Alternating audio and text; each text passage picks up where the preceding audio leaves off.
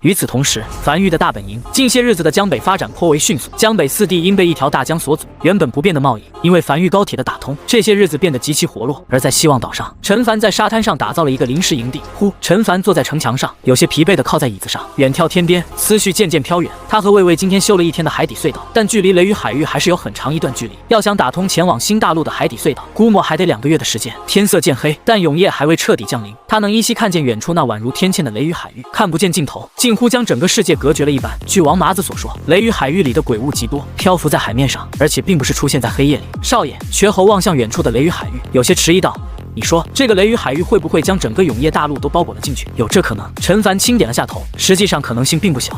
瘸猴停顿了一下后继续道：按照王麻子的说法，雷雨海域里的鬼物都极其痛苦，像是在忍受折磨一样。那会不会是这个雷雨海域是永夜大陆的一种防护屏障，保护着永夜大陆，阻拦其他鬼物冲进雷雨海域？有可能。陈凡再次轻点了下头，他所了解的信息太少了，怎样都有可能。他唯一知道的是，永夜大陆岌岌可危，情况不是很好。这个事情从这么久以来都无人来江北便可得知。那位离开，江北防线无人看守，这么久了，竟然无人前来查看，从这点就能证明前线战事已经极其吃紧了，后方岌岌可危也顾不上了。这个时候，他不能将希望寄托于任何人，他只能靠自己。瘸猴低声嘟囔着，自言自语着：如果是消灭了新大陆的那批鬼物，打算来攻击永夜大陆被困在雷雨海域里，那至少应该走的时候带走鬼石才对，不至于将鬼石散落在那里。那雷雨海域到底是什么呢？这个境地又是怎么形成的呢？陈凡坐在椅子上，端起滚烫热茶，轻抿了一口后，才望向远处那被黑夜渐渐笼罩的雷雨海域。他有点想在雷雨海域里打造一个通天柱，以雷雨海域上的那电闪雷鸣，估计不到1盏茶的功夫就能填满吸收进度。只是大概率通天柱承受不住这种雷电强度，可能会被直接劈毁。时间一点一点流逝，很快来到近3月后，如今已经是永夜历379年8月底，已迎来酷暑，距离樊玉诛杀鬼王已经过去半年之久，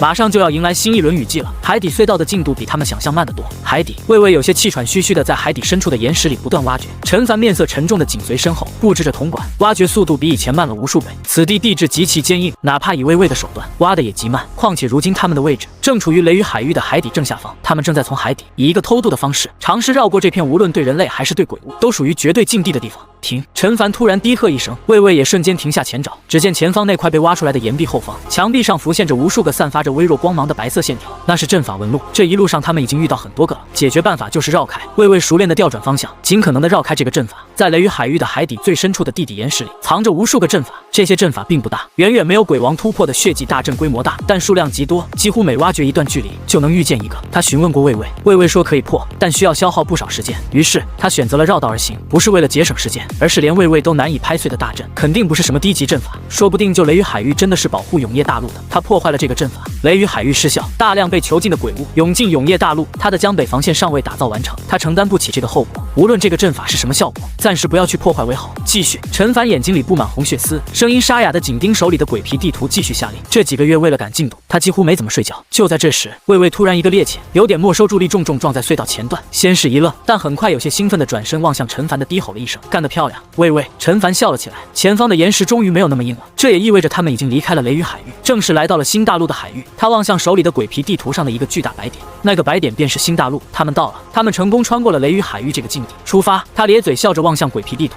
指向前方。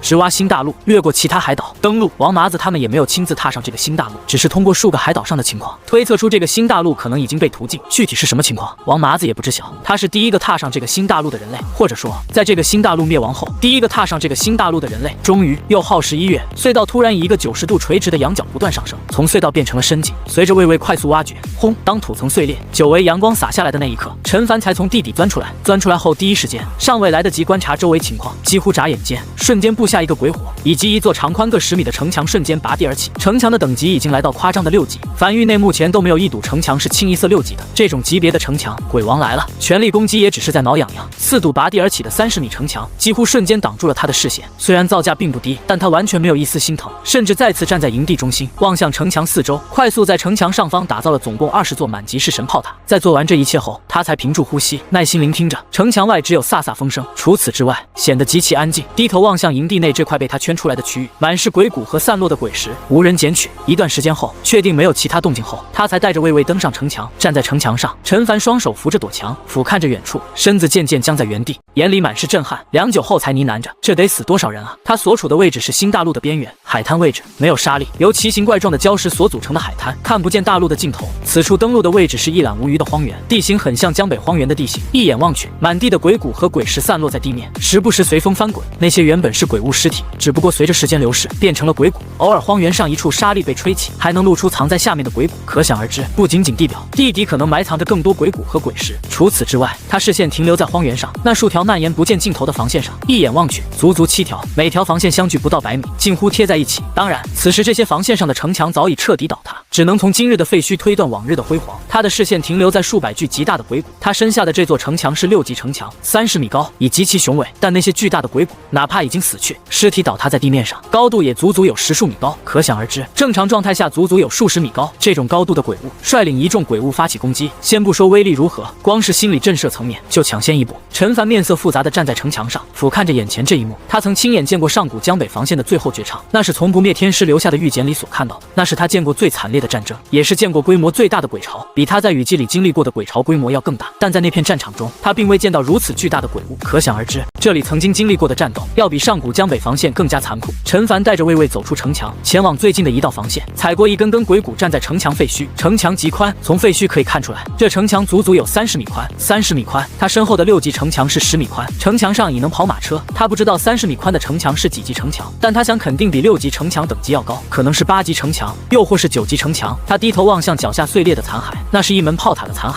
他看不出什么炮塔，但能看见炮塔残骸上那已经有些模糊的纹路，好像和城墙废墟上的纹路是一致的。他一路向前走，来到第1道防线废墟的最高点，站在上面望向后方6道废墟。在7道防线内，大量鬼谷和鬼石散落在地面上，而在更远的7道防线外，已渐渐不见鬼谷和鬼石。显而易见，鬼潮突破了这7道防线，一马平川的驶向大陆深处，开始屠戮，已无人能再挡这些鬼潮。他大概猜到这些城墙的等级了，或许是10级，也就是满级城墙。这也是为什么要打造7道防线，而不是集中所有资源打造一堵更强的防线。城墙的满级或许就是10级，可倘若连10级城墙都挡不住鬼潮，那活下去的希望又在哪里？又或是10级城墙后的条件过于苛刻，这个大陆的建筑师不仅仅无法将城墙升至11级，甚至都参悟不到升级条件是什么。也有可能是升至11级城墙的所需花费的资源实在太多。无论那种可能，可以确定的一点就是，这7道防线是比上古江北防线更强的防线。任何一堵防线放在上古江北防线的位置，在上古时期江北都不会沦陷，但在这里7道防线一道也顶不住。随后他没再过多停留，而是转身回到临时打造的营地，从怀里掏出传音符，吩咐了几句，一则命令下达出去。樊玉所有收到命令的人都开始忙碌了起来，而陈凡则是站在营地内，快速扩建这个营地面积。与此同时，希望岛上瘸猴面色认真地站在原地，望向眼前一众猴子，高吼道：“全体看齐！”下一刻，这些猴子纷纷不断踩着小碎步，身子挺直，排列整齐地站在一起。不错，瘸猴满意的点了点头，将一个装满卤煮的瓷缸摆在猴王面前，拿下去给你的猴子猴孙分了，吃饱后好上路。吱呀吱！正兴奋的猴王突然愣在原地，抬头望向瘸猴，眼里闪过一丝恐惧和慌乱。吱呀吱呀乱叫，是换个地方干活，不是让你们上路。瘸猴撇了撇嘴，吃饱后就上车，我将会和你们一起前往新大陆，等候少爷的吩咐。吱呀！这回猴王听懂了，兴奋的吱呀叫了起来。樊玉沉寂许久的王麻子再次开始清点伤阁人手，准备踏上高铁，通过海底隧道前往新大陆。诺！王奎望向不远处天苍阁成员，正在将大包小包的东西依次搬上一辆极长的高铁内，望向站在旁边的王麻子感慨道：“玉主要的东西都在这里了，这次危险系数高吗？”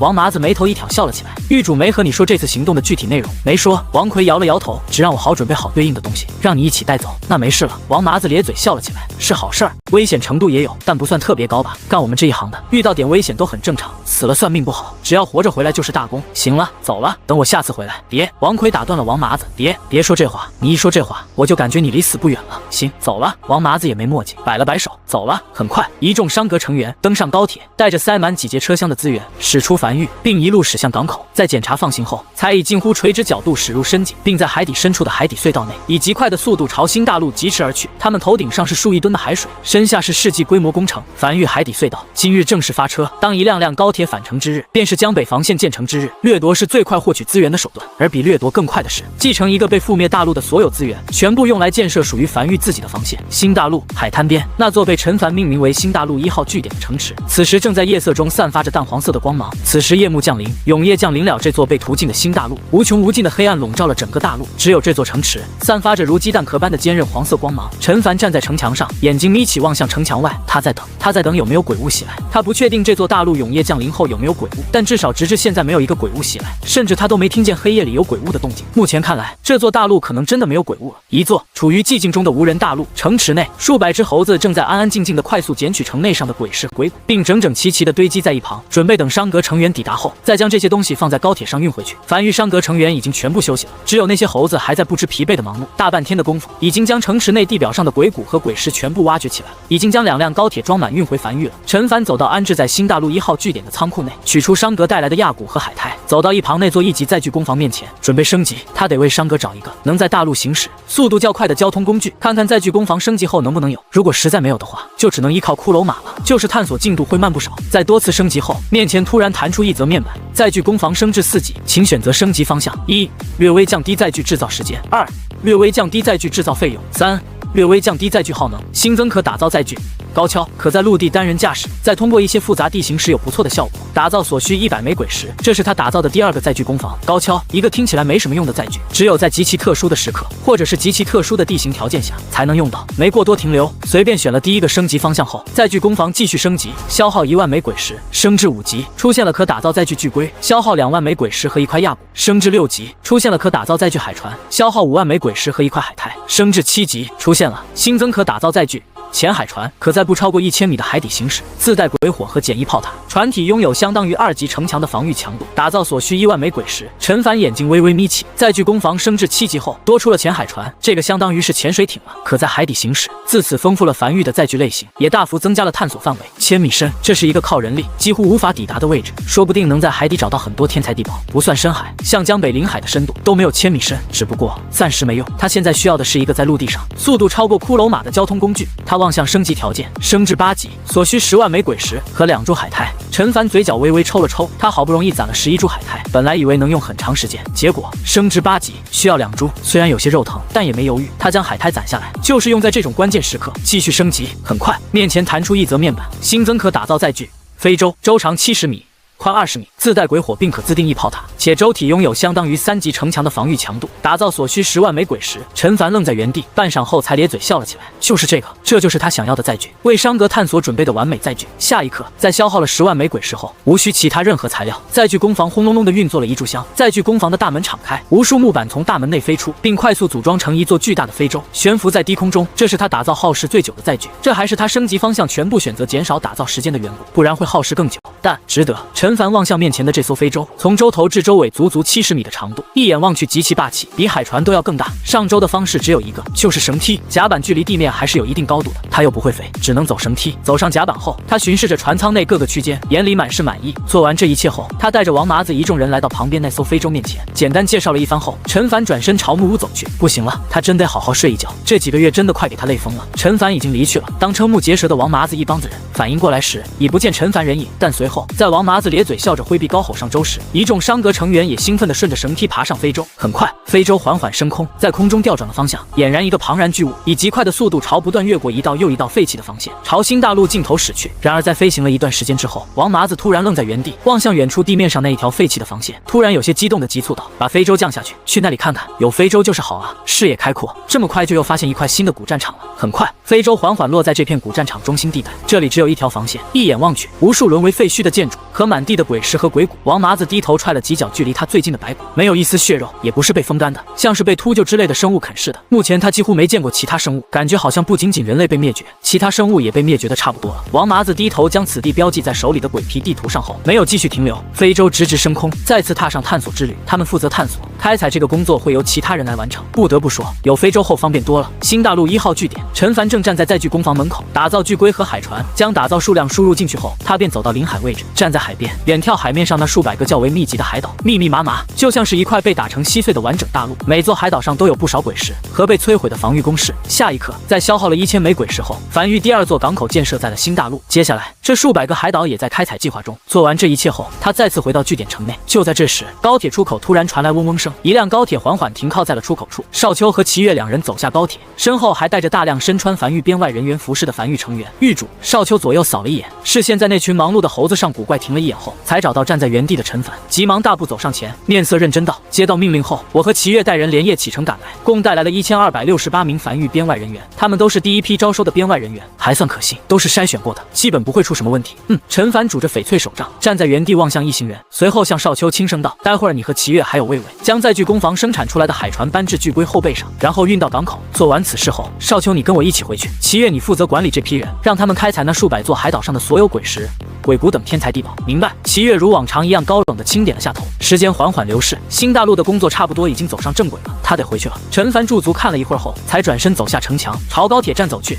走吧，少秋，回家了。瘸猴留在这里，负责总调度。很快，陈凡在和瘸猴嘱咐了几句后，便离开了新大陆1号据点。不久后，樊玉在听完望奎的汇报后，陈凡又马不停蹄利用开采来的资源，打造了一条长达14.8公里的5级城墙。陈凡站在城墙上，望向面前这条如长龙般的城墙，内心成就感不禁涌起，但紧跟其后的就是心疼。这条城墙足足消耗了他5268.8万枚鬼石，5000多万啊！他是打造爽了，但樊玉仓库几乎瞬间空了，原本装满鬼石的几个仓库就剩下60万枚鬼石了。但随后他还是忍不住笑了起来。上古江北防线的城墙等级是4级，此时他这道城墙的等级均是5级，他很期待雨季降临了。随后，陈凡转身走进营地，开始继续升级。虽然只剩下60万枚鬼石，但升级一些基础建筑足够用了。他接下来要升级的将是鬼火。在消耗了500枚鬼石后，鬼火被升至6级，面前弹出一则面板：鬼火升至6级，安全范围增加至直径2000米，对鬼物的威慑感得到加强，请选择升级方向：1. 降低营地范围内炮塔的使用消耗；2. 增强对鬼物的震慑；3. 略微降低农作物的成熟时间。几乎没有丝毫犹豫，陈凡便选择了第一个升级方向，继续升至6级，无需特殊天材地宝，但升至7级就需要了。升至7级需要消耗1000枚鬼石以及鬼草、七星草等天材地宝任意一个。他当即传音王奎，询问仓库里是否有储备相关天材地宝。王奎答有。很快便看见王奎从旁边的仓库里一路小跑出来，手里捧着一个盒子，盒子里装着一株叶瓣上长着7颗星星的灵草。挺好，陈凡轻笑着，看来这些日子樊玉收购天材地宝的计划已经颇有成效了。他为什么收购那么多暂时用不到的天材地宝？为的就是这一颗。在1000枚鬼石和七星草砸下去后，营地内的主鬼火成功被升至7级，鬼火升至7级，安全范围增加至直径3000米，对鬼物的威慑感得到加强，请选择升级方向：1. 营地范围增加至直径5000米；2. 增强对鬼物的震慑；3. 略微降低农作物的成熟时间，升至8级需要消耗3000枚鬼石以及黑魂虫、狗花等天材地宝任意一个。依旧选第一个，5000米的直径范围。如今樊玉的主鬼火已经可以将整个无名山都笼罩进去了，有吗？陈凡偏头望向王奎，道出一连串天材地宝。有的，有的。很快，王奎再次拿着4个盒子走了出来，在3000枚鬼石和黑魂虫丢进去后，鬼火成功升至8级，鬼火升至8级，安全范围增加至直径8000米，对鬼物的威慑感得到加强，请选择升级方向：1. 营地范围增加至直径1万米；2. 增强对鬼物的震慑；3. 略微降低农作物的成熟时间，升至9级需要消耗5000枚鬼石以及黑魂虫、狗花等天材地宝任意2个。很快，再次砸下5000枚鬼石和2个黑魂虫天材地宝后，面前再次弹出一则面板：鬼火升至9级，安全范围增加至直径15000米，对鬼物的威慑感得到加强，请选择升级方向：1. 降低营地范围内炮塔的使用消耗；2. 增强对鬼物的震慑；3.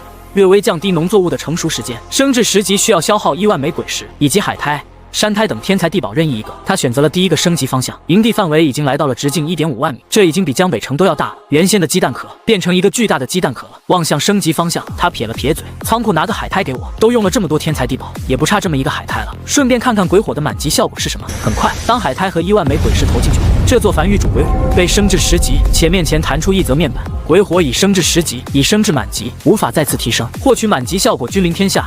你的鬼火将会从黑夜中吸取能量，每日无需鬼石维持。当你在一片大陆所有区域都点亮鬼火，将获得特殊奖励，君临天下。陈凡眉头一挑，咧嘴笑了起来。鬼火升至10级后，每日维持鬼火需要1000枚鬼石的开销，虽然他能承担得起，但能免费自然是最好的。免费的谁不喜欢？与此同时，营地范围面积也来到了直径2万米。至于后面那句话，他直接无视了，将鬼火布满一整个大陆，点亮所有区域。先不说他得有多大的能力，能做到这个手段。升至10级可是需要海苔的，死海至少得做到一胎生个1800个，他才能搞到那么多海苔，打造这么多鬼火，啥奖励能补齐这么大成本啊？他直接无视了这句话，反正现在没戏，等以后有能力了再看看要不要拿这个奖励。鬼火已经打造完毕，并升至10级，那条长达14.8公里的城墙开始在荒原快速移动的将整无名山乃至樊城、西阳城、港口全部笼罩在其中，形成了一片巨大的城墙，每一堵城墙均20米高。樊城内一众商会此时已经站在城门口，望向荒野上的景象，懵逼在了原地。还有越来越多的人得到消息，从樊城内走出来。陈凡并没有瞒着他们，实际上这又不是海底隧道，这么大的工程，想瞒住所有人实在是有些困难。药王谷少谷主齐峰站在樊城门口，满脸茫然地望向远处，那范围巨大，将江北荒原一大片区域都笼罩进去的城墙，那城墙至少得是4、5级了。他没见过这么高的城墙，是他知道雨季快来了，各家势力都在为雨季做准备，樊玉也为雨季做准备，他可以理解，但你这准备是不是太过分一点了？他发誓，他这辈子没见过可以移动的城墙，你城墙都能移动了，这合理吗？再联想到刚才樊玉对外放出招收5万边外人员的消息，齐峰面色不由微动，越想不对啊，这哪是防雨季啊？怎么给一人一种马上就要开战的感觉呢？不行，得快点回去，将消息告诉父亲。父亲这些日子赚钱赚得正开心的呢。樊玉明显知道一些他们不知道的内幕。此时陈凡正乐呵呵地坐在城墙上，欣赏着自己的杰作。除了仓库内鬼石空之外，没什么不好的。而且伴随着鬼火被升至满级，成为樊玉第9个满级建筑，马上就可以领取拥有10个满级建筑的奖励了。是神炮、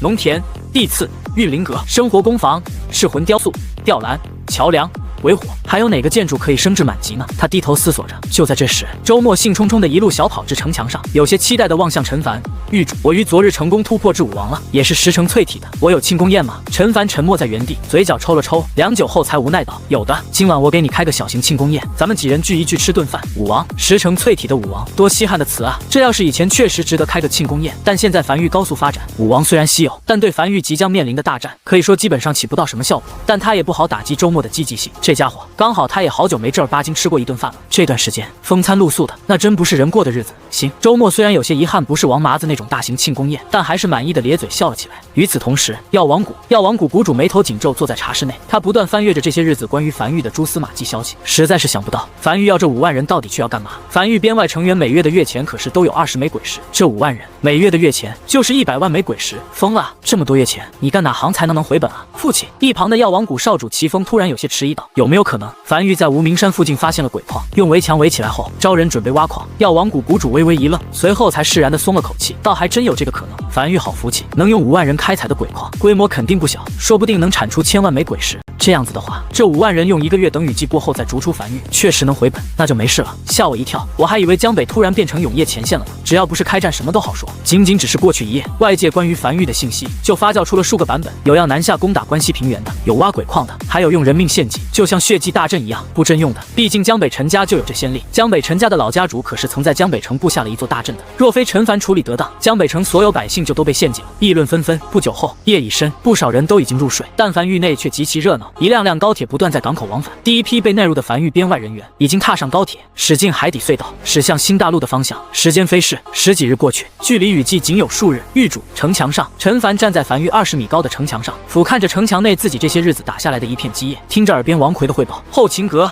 白骨阁、天仓阁3个部门联手，已招纳5万人整运往新大陆，并已全部正式开始投入开采，相关后勤物资也已准备妥当。陈凡轻点了下头，视线从樊城上掠过，又望向西洋城港口，最后停在了无名山上，望向无名山顶端那座通天柱，良久后才轻笑了起来。这些都是他这1年打下的基业。一年前，他在江北荒原被肉鬼潮近乎摧毁了老营地，被迫搬至无名山。1年后，他已在江北荒原打下了一片江山，这个曾经江北最贫瘠的地方，此时俨然已经成为江北4地最繁华的地方，人来人往，好不热闹。长达14.8公里的城墙，一眼望去根本看不见全貌，将整个樊玉都围在其中，为樊玉提供最坚实的庇护。良久后，他才突然轻声道：王奎，你知道那位离开前的任务就是镇守江北，此时距离海底鬼潮登陆只有3年。正常来讲，江北防线是一道极其重要的防线，应该有人来填补这个缺口才对。但1年过去了，无人前来，我一方面不希望有人来，我担心他们会觊觎我的樊玉；另一方又希望有人来，否则就意味着永业前线处于随时崩溃的状态，已经顾不得后方了。那样的话，有很大可能我们樊玉要独守永业大陆。王奎停顿了一下后才开口道：如果一直保持这个发展速度的话，3年后我们或许真可以试试独守永业大陆。陈凡有些无声笑了起来。这1年樊玉有很多机遇，其中最大的就是新大陆的发现。除此之外，江北4地所储备的鬼石也被他大肆吸收，怎么可能年年都有这么多机遇？他是真希望永业前线能撑久一点，就算守不住，也多给他留一点发育时间。樊玉目前尚未真正成长起来，还需要时间。他没再说话，而是翻身上马，继续在城墙上开始按个布置式神炮。前些日子仅打造了城墙，暂时没有鬼石打造炮塔了。这10几日，新大陆那边鬼石源源不断送来，樊玉的鬼石储备已经再次来到了4779万枚，足够布置火力配置了。他这10几天的从新大陆的收益，都抵上他这1年从江北4地掠夺来的鬼石了。但倘若没有这1年的积累，就算发现了新大陆，他也去不了，也更无法开采。他他将这道14.8公里的繁育城墙命名为雨季防线。这道防线3年后会融入江北防线。随后他望向永业领主面板上其中一个可打造选项——防空炮。这是绿色品级的城防建筑，和氏神炮是一个品级的。消耗了100枚鬼石后，一门防空炮被打造了出来。这门防空炮的外貌有些特殊，并不是一门炮的形状，而是像光棱塔一样，高约5丈，通体呈翡翠绿，顶部并非尖顶，而是一朵向上绽开，由12片弧形翡翠制造成的花蕾，基座布满暗红色的纹路。陈凡眉头轻挑，望向面前这座形状怪异的防空炮。防空炮的效果是可超出营地范围，攻击空中的生物。伴随着营地内的主鬼火被它升至10级，营地范围扩大的同时，营地高度范围也扩大。此时营地高度来到了数百米高，从原先一个小鸡蛋壳变成了一个大鸡蛋壳。此时永夜已经降临，在黑夜中散发着淡黄色的光芒。是神炮虽然不是防空炮，但炮口是可以上扬的，也就是说，倘若敌人进入繁育上空，并且飞行高度在数百米内的话，无需防空炮，是神炮就可攻击。但倘若敌人飞得高了点，超出营地高度范围，那就需要防空炮。至于永夜降临，鬼火外一片漆黑，就算高空中有敌人，他该如何知道？这个时候就得有请哨塔登场了。晚点去升级下哨塔。升级，在消耗了200枚鬼石后，面前这座防空炮被他升至2级，面前弹出一则面板。防空炮升至2级，该建筑升级并无升级方向可选，每次升级威力都会得到提升，也无法通过其他手段获取任何升级方向。和是神炮一样，一口气升至10级，中间没有任何材料需求。面前再次弹出一则面板，防空炮升至10级，已升至满级，无法再次提升，获取满级效果天女散花。激活该效果时，攻击将会变得极其分散，在对应数量极多的飞行敌人有奇效。与此同时，面前弹出一则面板，你成功将建筑防空炮升至满级，获得满级效果天女散花。防空炮图鉴已被点亮，建筑图集已点亮10个满级建筑，获得一个蓝色品级的福袋；点亮20个满级建筑，将获得价值更高的奖励。蓝色。陈凡望向面前永夜领主弹出来的面板，神色微微严肃。很快，一个福袋落在他手中，蓝色品级的福袋，这是他第一次获得蓝色品级的物品。无论这里面开出什么，对他来讲都是如今繁育里品级最高的东西。呼，他轻吐了一口，将这个做工极其精良的福袋装进怀里，准备回繁育再开启。是的，等会儿就开启，因为这1年里，繁育又收购到了一个运哨，开福袋专属，继续打造。防空炮他并没有打造太多，而是打造了148门，每隔100米安置了一座，总共消耗了他550万枚鬼石。至此，雨季防线的火力配置基本已经打造完毕。不过在离去前，他试着开火试了一试。和是神炮不一样的是，防空炮通体由翡翠打造，呈深绿色，看起来真的不像是一座炮塔，更像是应该摆在博物馆里的艺术品。下一刻，一座防空炮被激活，12朵翡翠花瓣被瞬间同时点亮，紧接着花蕊处向上喷发出一道持续光柱，光柱呈翡翠绿色，越来越多的鬼物近乎一瞬间从传送阵里钻了出来。一眼望去，足足有数十万个鬼物从繁育空中的五角光芒大阵里钻了出来，直至一头体型巨大的鬼物从传送阵里最后浮现出来，神情狰狞且兴奋地在狂风暴雨里高吼着：“繁育，受死！”声音近乎响彻这个江北上空。这一幕带给繁育一众成员的压迫感极强，所有人几乎都僵在原地，眼里闪过一丝惶恐。王从天降，愤怒狰狞，这是他们所有人心目中的感受。很多繁育成员都亲眼见过鬼物，但当数十万头鬼物悬浮在你脑袋上空时，距离地面也就几百米的位置，乌泱泱一片，带来的那种压迫感是和面对其他鬼物完全不同的。甚至有的繁育成员在见到这一幕，已经双腿一软，下意识瘫在了地上。完了，狱主打造了雨季防线，却没想到敌人会从天而降。然而很快，空中那头神情且狰狞怒吼着的巨大鬼物感觉到自己身体并未处于下坠状态，有些下意识的疑惑道：“哎，怎么没掉下去？我身子怎么动不了了？”王身旁一头鬼王，此时声音已经有些发颤的俯瞰着下方那长达14.8公里的雨季防线，颤声道：“那是5级城墙，升级方向清一色选择了净空，此地全面净空。”话音落下，这头刚才还兴奋率军袭来的大鬼，巨大的身躯瞬间僵在了原地，面色煞白，只感觉此时好像浸泡在一团极其粘稠的沼泽里，哪怕使出全身离去，也无法动弹。完了，好像完了，不对，是真的他妈完了。他不应该用天阵的，应该用人阵的。他妈的，他们的消息只有数日的滞后性而已，但就数日，繁育怎么就他妈搞出来这么大一片的5级城墙？还是他妈围起来的？站在雨季防线城墙上的陈凡，此时嘴巴无意识的缓缓张大，抬头望向空中那被净空领域束缚在空中的数十万头鬼物，难以置信的愣在原地，久久没有缓过神来。他想过敌人的进攻手段，都没想过敌人会从天而降。他的城墙净空，敌人是飞不过他的城墙的，所以他完全没想过这种进攻方式。只是他真不知道，还有阵法可以让鬼物从天而降，数量还真不少啊！陈凡半晌后才回过神来，呢喃着，一眼望去，密密麻麻的，足足有数十万头。虽然大部分都是低级鬼物，但也已经是一股极其恐怖的鬼潮了。若是直接冲击雨季防线，还真不清楚结果如何。毕竟他不知道这个体型巨大的鬼物是什么实力。至于现在，他不需要知道这些鬼物实力如何了。下一刻，安置在长达14.8公里雨季防线上，740座满级式神炮和148座满级防空炮依次被点亮。刹那间，原本灰蒙蒙的城墙上突然多出近1000个被点亮的炮塔，宛如漫天灰雾突然多出繁星点点点翻，而这些被点亮的炮塔开始缓缓调转炮口，将原本对准城墙外的炮口不断上扬，以大仰角直直对准梵域上空那些将在空中无法动弹的大量鬼物。完了完了！如深陷沼泽拼尽全力也无法动弹的大鬼，眼底深处闪过一丝恐惧，有些歇斯底里的拼命高吼道：“陈凡，陈凡，别杀我，别杀我！我给你做内应，3年后海底鬼潮登陆，我帮你打他们。陈凡，留我一命，条件你开。”则站在城墙上的陈凡望向响彻江北上空的求饶声，突然笑了起来。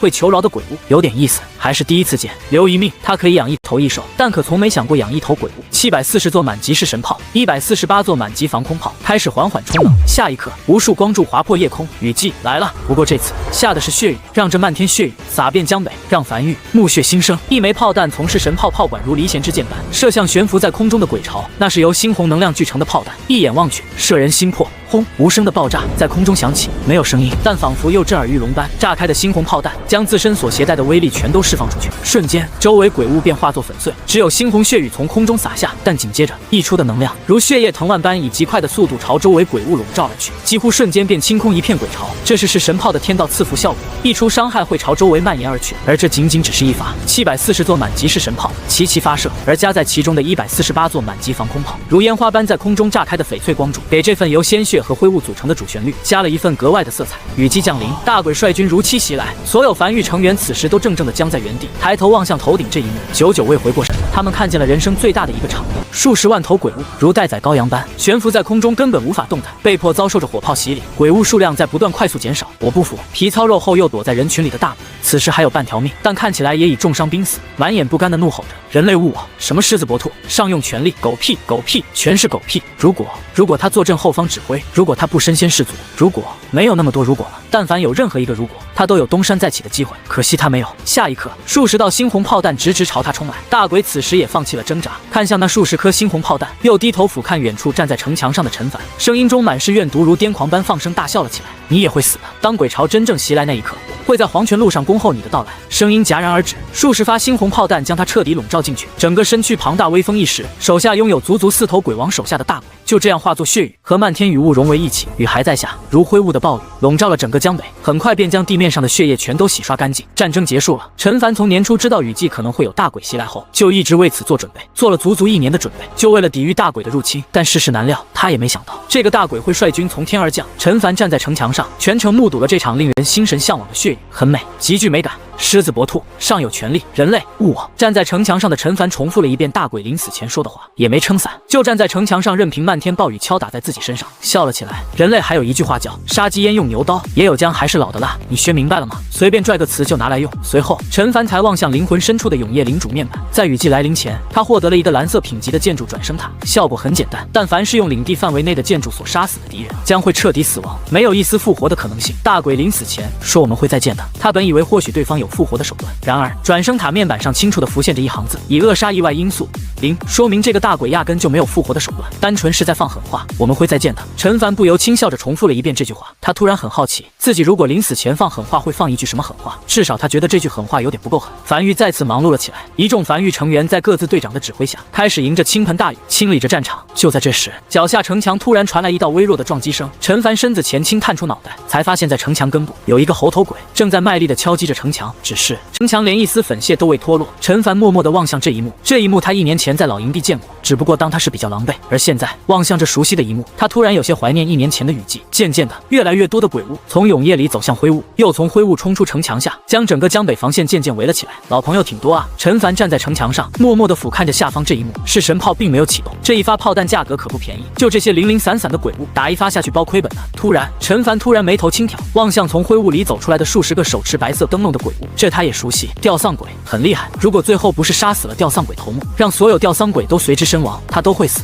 那是他经历过最大危机之一。下一刻，距离这批吊丧鬼最近的一门式神炮身上的纹路被缓缓点亮，一团猩红能量组成的炮弹刺穿暴雨，落在吊丧鬼中间。轰！这次有声音了，地面震动的声音响起，大量猩红能量如蟒蛇般开始四处弹射，在杀死吊丧鬼的瞬间，溢出的伤害朝四周快速溢去，将聚在城墙下的鬼物瞬间清空了一大片。陈凡面色微微古怪地望向下方那片惨烈的景象，和他想象的不一样，他想象的是神炮的溢出伤害瞬间清空分裂后的吊丧鬼，结果吊丧鬼压根没有分裂，成粉末了。他望向永夜领主面板上的转生塔详细信息，果不其然，多了一点变化：以扼杀意外因素48转生塔竟然可以遏制分裂，分裂算复生，被营地范围内城防建筑所杀死的生物将彻底魂飞魄散，无法复生。片刻后，陈凡站在暴雨中，长呼了一口气后，才笑了起来，朝城墙下走去，准备回无名山。就在这时，灵魂深处的永夜领主面板突然有一个建筑在不断闪烁着黄光，陈凡心有所感，停在原地，朝这个建筑望去。观星台，梵域唯一奇观建筑观星台，这个因为沉寂太久，已经快被人忘记的建筑，在今夜开始不断发起预警。该建筑效果是可观测一大片区域的鬼潮动向。果不其然，约莫1炷香之后，风来了，大批如潮水般的肉虫鬼从永夜里穿过灰雾，不受控制的朝城墙上直撞来。噼里啪啦，阵鞭炮声不断响起，绿色的粘稠液体不断炸开，腐蚀性极强的液体开始腐蚀城墙。只是腐蚀性液体被雨水冲淡了，压根腐蚀不动。祭坛全程未被触发，5级城墙仅只是矗立在江北，便如天堑般。陈凡站在城墙上俯瞰着下方这一幕，默默欣赏着一枚枚鬼石伴随着肉虫鬼的自爆跌落在地面上，散落的绿色粘稠液体。另外一边，新大陆依旧是热火朝天的工作状态，瘸猴正坐在新大陆1号据点城墙上清点今日开采出来的鬼石数量，下意识抬头望向前方，突然微微僵住。永夜降临，正常来讲，他看向外面只能看见极致的黑暗，除此之外什么都看不到。但他下意识抬头的时候，却发现在黑暗中有一条不见尽头、极长无比的幽绿光芒，那个方向正是雷雨海域的方向。瘸猴面色微变，快速从海里掏出传音符，将这件事情一五一十的汇报上去。最后犹豫了一会儿后，又补充了一句：“少爷，雷雨海域开始散出一些幽绿色的光芒，不知道是什么，但看起来并不像是封印解除，没听见有什么特别大的动静。恰好是江北雨季降临的时候，雷雨海域开始散发这种光芒的，我怀疑两者可能会有一定联系。”与此同时，新大陆深处悬浮在空中的非洲王麻子独自一人站在非洲边缘，望向前方，他看见远处地面上有一个巨大无比的坑，那个坑看起来并不是自然诞生的，而是被轰出来的。他计划准备天亮后近距离去观察这个天坑是什么。这一夜，新大陆那边不少梵域成员已经进入梦乡了，而梵域这边则是很多人都辗转发测，难以入睡。尸块已经清理完毕了，异宝鬼石什么的也都收集起来，缴了上去，工作已经完成了。只是今夜雨季降临后，漫天烟花那一幕令他们久久难忘，迟迟无法入睡。而在梵域无名山1号洞穴的城墙上，陈凡正听着耳旁王奎汇报那波鬼物掉落的收获，他一边听着一边打量着手里这枚鬼石，4级鬼石，仅此一枚便价值1万枚鬼石，这是他第一次见这种品级的鬼石，从那只大鬼身体里挖出来的。不错，他打量了一会儿后，将这枚鬼石放在怀里收了起来，不打算入库了，留下来当收集品，他挺喜欢。除此之外，王奎站在一旁汇报着，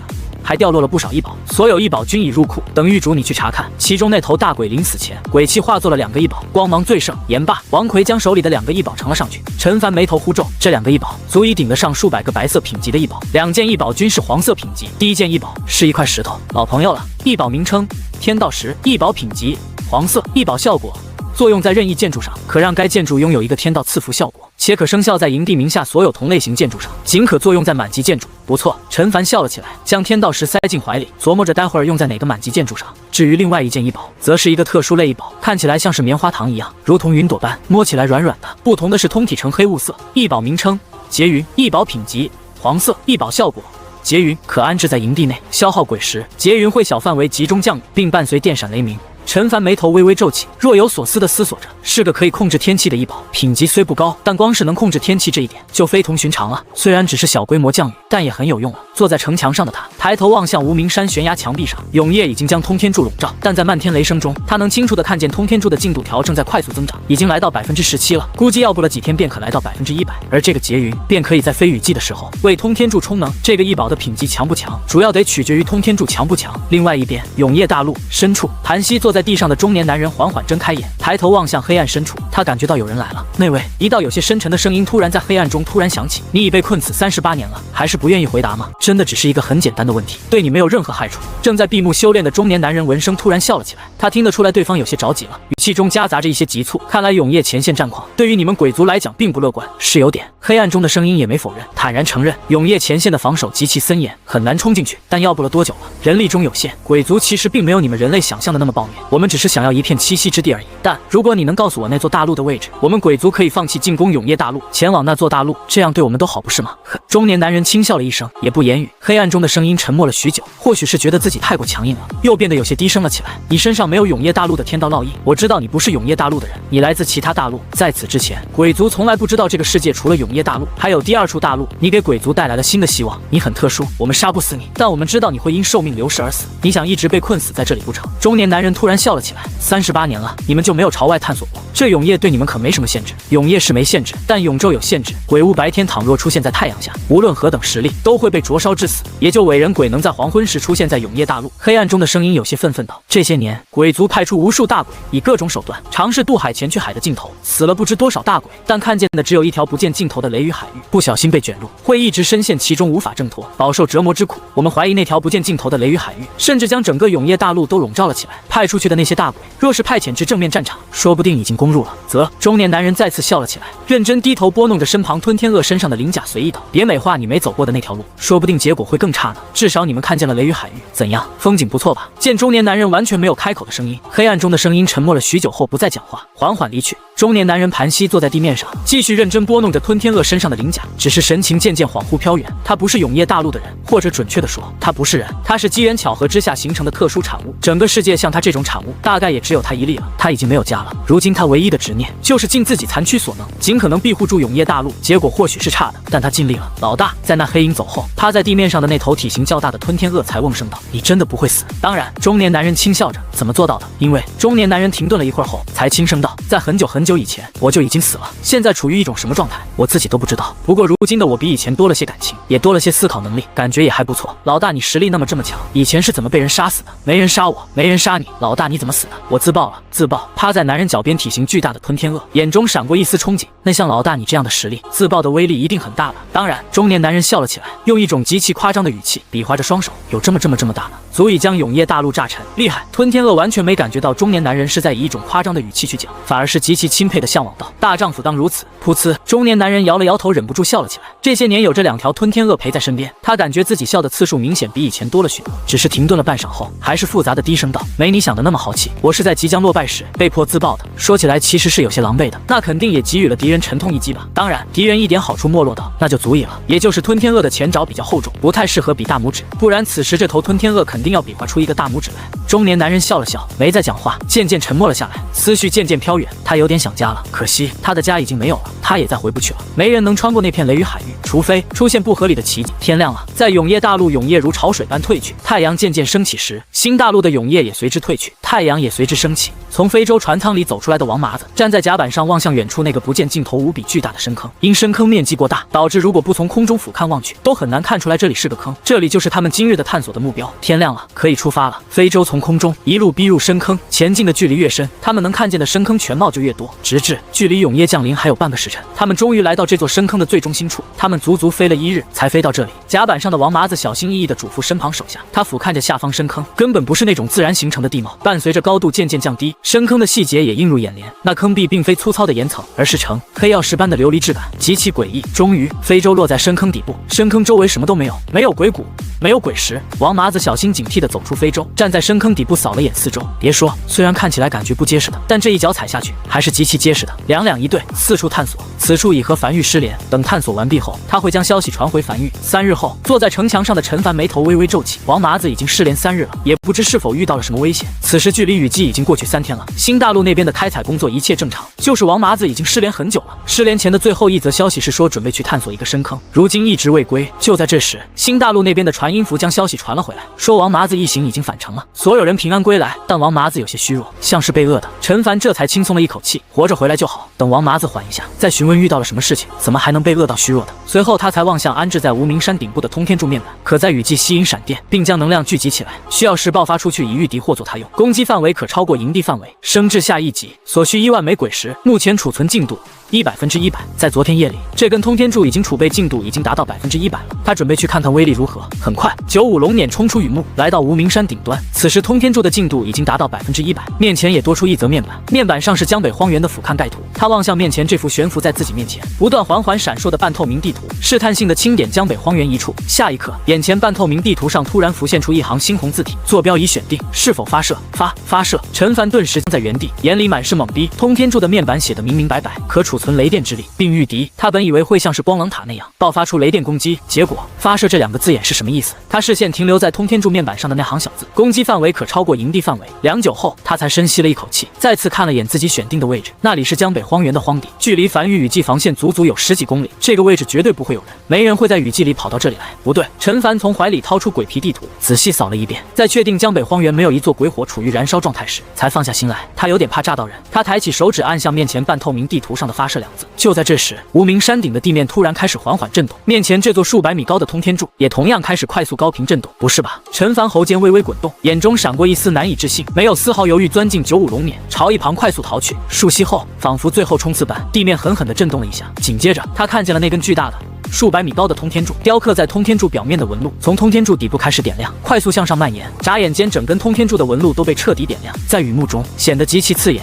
下一刻，当通天柱表面纹路的光亮来到最巅峰时，通天柱的外壳开始快速脱落并碎裂，重重落在无名山底部，露出其中一根已经悬浮在空中、较为细长、约莫10几米高的通体笔直的圆形柱子。此时，这个破壳而出的圆形柱子整体晶莹剔透，宛如云吞般，能依稀看见有无数闪电在柱子内不断疯狂游荡乱窜，而在柱子尾端，无数正在喷涌而出的雷电为这根圆形柱子提供推力，柱子开始升空，速度越来越快，直至飞入云层消失不见。但很快，他再次看见了那根圆柱子，已经在10几公里外，正以一种大仰角的架势，爆发出极快的速度，直朝地面俯冲而去，携毁天灭地的威势刺穿雨幕，直撞向地面。首先映入眼帘的是蓝，一种极致纯粹的蓝，夹杂着一丝丝惨白色，无数闪电在10几公里外的雨幕里炸开，冲天而起。紧接着，他听见了震耳欲聋的雷声，比雨季里的雷声更重，像是积攒了许久的雷声终于爆发出来一样。陈凡走出95龙辇，有些恍惚地看了眼远处炸在雨幕里的无数狂暴闪电和旁边不远处洒落在地面上的通天柱残骸。他是真没想到，这个所谓的发射是将整根通天柱发射出去，他以为只是发射雷电的，所以这个巨大的通天柱仅仅起到一个蓄力的作用，真正储存的地方是核心那根较小较窄、晶莹剔透、半透明的圆柱子。没有停留，陈凡乘坐95龙辇从无名山上飞下去，直奔通天柱的目标地点而去。没多久，陈凡来到了这个10几米宽的深坑面前，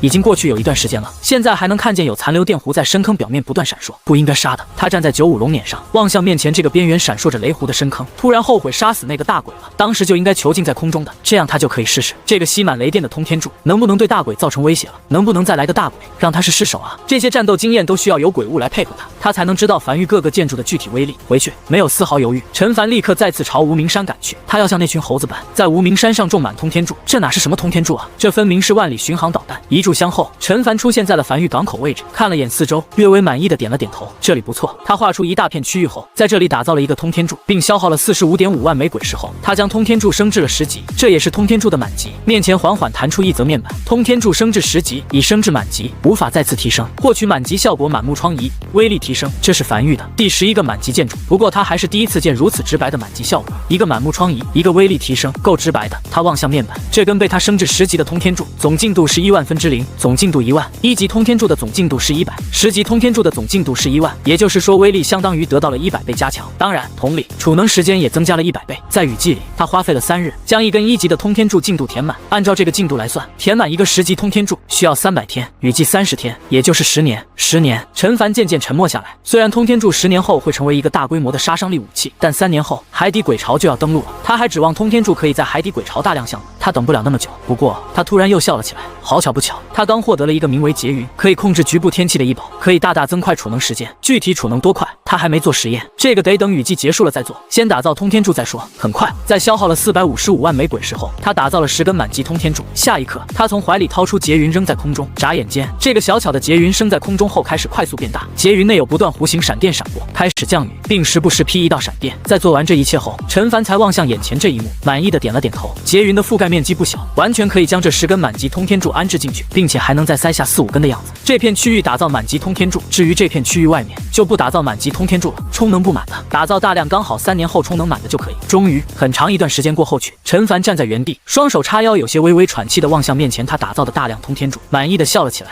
3年后便是这批通天柱启动之日。不错，陈凡满意的点头咧嘴笑了起来。他很喜欢这个建筑，通天柱这名字有点不贴切。他单手撑着下巴思索道。片刻后，他很快做出决定，满意点头道：“就叫繁域巡航导弹吧。”就在这时，陈凡怀里的传音符发烫，里面传来缺喉有些慌乱的声音：“少爷。”王麻子身子差不多恢复正常了，但神情情有些惊恐，像是撞见鬼了一样，说要亲自当面给你汇报，现在就要坐高铁回梵豫。陈凡眉头微微皱起，听起来像是遇到什么大事了一样。再次看了眼自己部下的那批通天柱后，大步朝港口走去。新大陆，陈凡走下高铁后，时间已经来到了下午。他并没有第一时间去找王麻子，而是站在新大陆1号据点的城墙上，望向外面，看了一圈后，才望向身旁的瘸猴。走吧，去找王麻子。很快，瘸猴在前方带路，来到一个水井旁，然后无奈地望向王麻子那明显不太正常的精神状态，便先离去，将空间留给王麻子和少爷两人。陈凡望向趴在水井边缘望向井底的王麻子，眉头微微皱起。王麻子状态确实有些不太对，他上次离开新大陆时的时候打造了不少水井，用于补充淡水。此时王麻子就这样趴在井边，望向水底，像是中邪了一样。他单手拄着翡翠手杖，走至旁边桌前，拿起茶壶给自己倒了一碗茶，又倒了一杯茶给王麻子送去，站在王麻子身边轻声道：“王麻子，我来了，有实话慢慢说，你现在有点失态了。”话音落下，身体明显还在虚弱状态的王麻子突然转身望向陈凡，双手颤颤巍巍接过茶碗，眼眶里闪烁着泪花，颤声道：“狱主，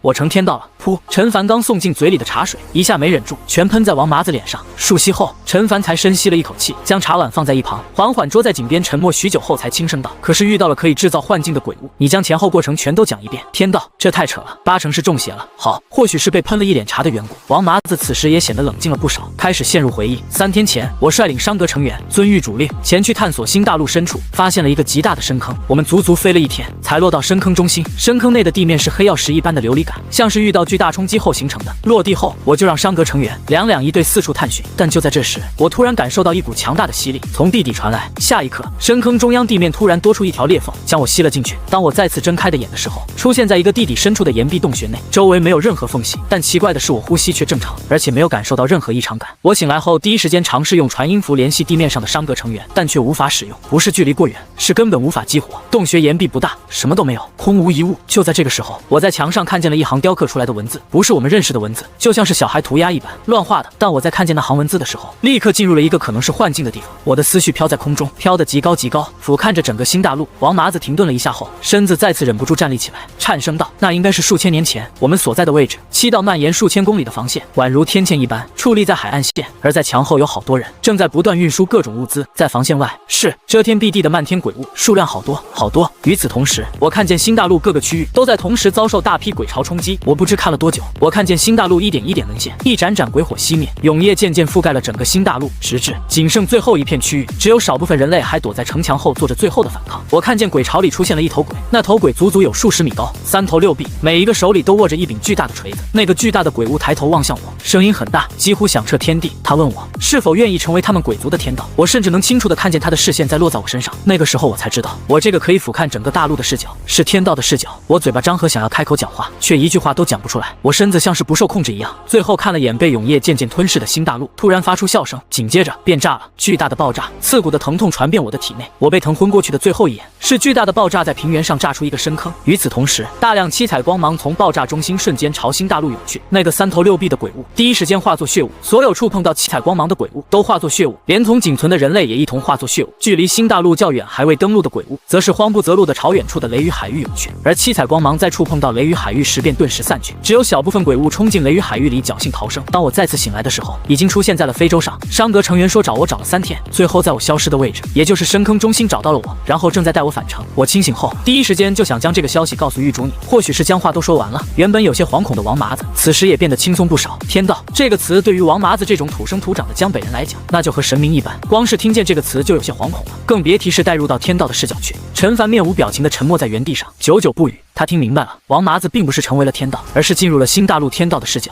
近距离观摩了新大陆最后一战的场面，就像他当时拿到不灭天师的玉简，看见了上古时期江北最后一战一样。这是很正常的手段，不正常的是他的视角是不灭天师，王麻子的视角是天道。陈凡沉默许久后，才面色复杂地望向王麻子，轻声道：“麻子，那天道自爆所诞生的笼罩整个新大陆乃至附近海域的七彩光芒，既然能诛杀所有鬼物，威力自然不弱，而那雷雨海域却能稳稳挡住这种自爆威力，甚至还能为部分鬼物提供庇护，足以说明这雷雨海域的恐怖。你能跟我讲讲你是怎么做到在雷雨海域来回跑了2趟的？”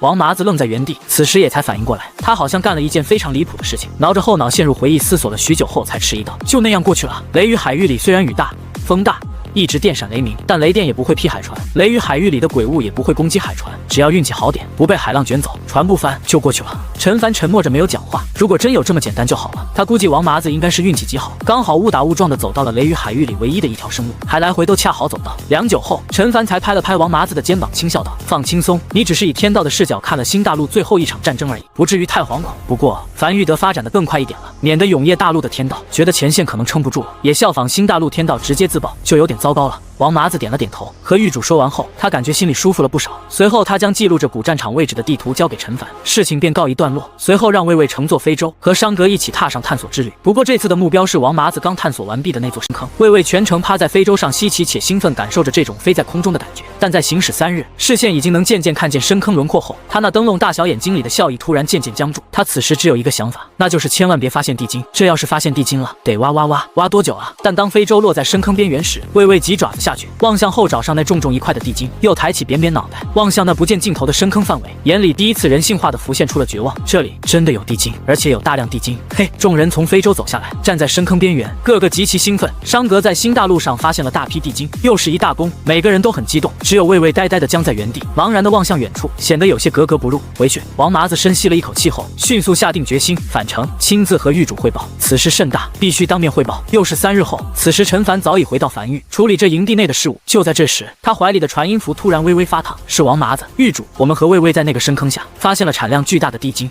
陈凡眼睛亮起，笑了起来，一片无主大陆就是好啊，根本无需纷争，默认全是他的，这是好事儿。商格有功，但是我们目前的主要开局手段是魏魏，除了魏魏没有太好的开采手段。魏魏现在的精神状态处于有些懵逼状态，要想全部开采出来，怕是得耗上个近10年功夫。陈凡嘴角抽了抽，他给这事儿忘了，一个天道自爆炸出来的坑，肯定小不了，让魏魏一个人去挖，那确实是个铁饭碗了。魏魏基本上半辈子都得搭在这个深坑里，慢慢挖吧，挖到天荒地老。你等会儿。他切断了和王麻子的传音后，又联系上在樊狱天气阁内的赵生平。赵生平，问你个事儿，用地精打造的锄头能加快挖掘速度吗？能。传音符里的赵生平回复的斩钉截铁，但声音里还是夹杂着疑惑。当然能，地精是很不错的材料类天材地宝，用地精打造的锄头肯定能加快挖掘速度，但是这属于暴殄天物了。知道了。陈凡再次挂断了和赵生平的传音，重新联系上了王麻子。你安抚下魏魏的情绪，告诉他不需要全部挖掘完毕，只需挖一部分就可以，以后有时间了慢慢挖。时间在这样的宁静中很快一点点过去，20天转瞬而逝，伴随着阴云散去，雨季结束了。雨季结束的第一天，江北再次缓缓恢复了往日的热闹。陈凡拄着翡翠手杖站在雨季防线的城墙上，望向久违的晴空万里，俯瞰着远方江北荒原，轻笑着没有讲话。雨季结束了，这1个月内，樊狱在没有任何干扰的情况下发展的极快，新大陆那边的开采进度也很喜人。雨季结束后，江北樊狱开始在关西平原各个势力之间流传了起来。这其中，对江北樊狱信息了解最大的是屠仙圣地。屠仙圣地的圣主此时正默默地坐在茶桌前，望向手下递来的一份份情报，嘴角不断疯狂抽搐。10几年前，他得知那位离开无名山，被困于某处，并在无名山内留下了可培育雪莲花成熟的大阵。本着无主之物，有缘者居之，天与不取，反受其咎的道理，他就派人去了，亲自派遣由于宁儿带队，潜伏在距离无名山最近的江北城里江北陈家。待无名山成熟的第一时间，就立刻摘取。完美计划。他甚至还派出了少秋，那个曾经在关西平原创建了弑神殿的家伙，再加上其他一行人。然而，就在上次雨季的时候，于宁儿的命牌碎裂，其余一行人的命牌也已彻底碎裂。至于少秋，应该也死了。屠仙圣地没有少秋的命牌，他就知道这行人是凶多吉少了。不过他也没再派人去无名山，毕竟拾取无名山雪莲花的这个任务，在屠仙圣地的评级并不算特别高，不值得再派人去了。他甚至都快忘记这个事儿了。直至最近突然听到樊狱的崛起，狱主陈凡便是当年江北陈家驱逐出去的私生子。屠仙圣地的圣主坐在茶桌前，开始捋着这其中的逻辑关系。他得判断樊狱和屠仙圣地到底有没有仇，应该没仇吧？陈凡被驱逐出江北陈家，这事儿可不是他授权的，他有点惧怕樊狱。良久之后，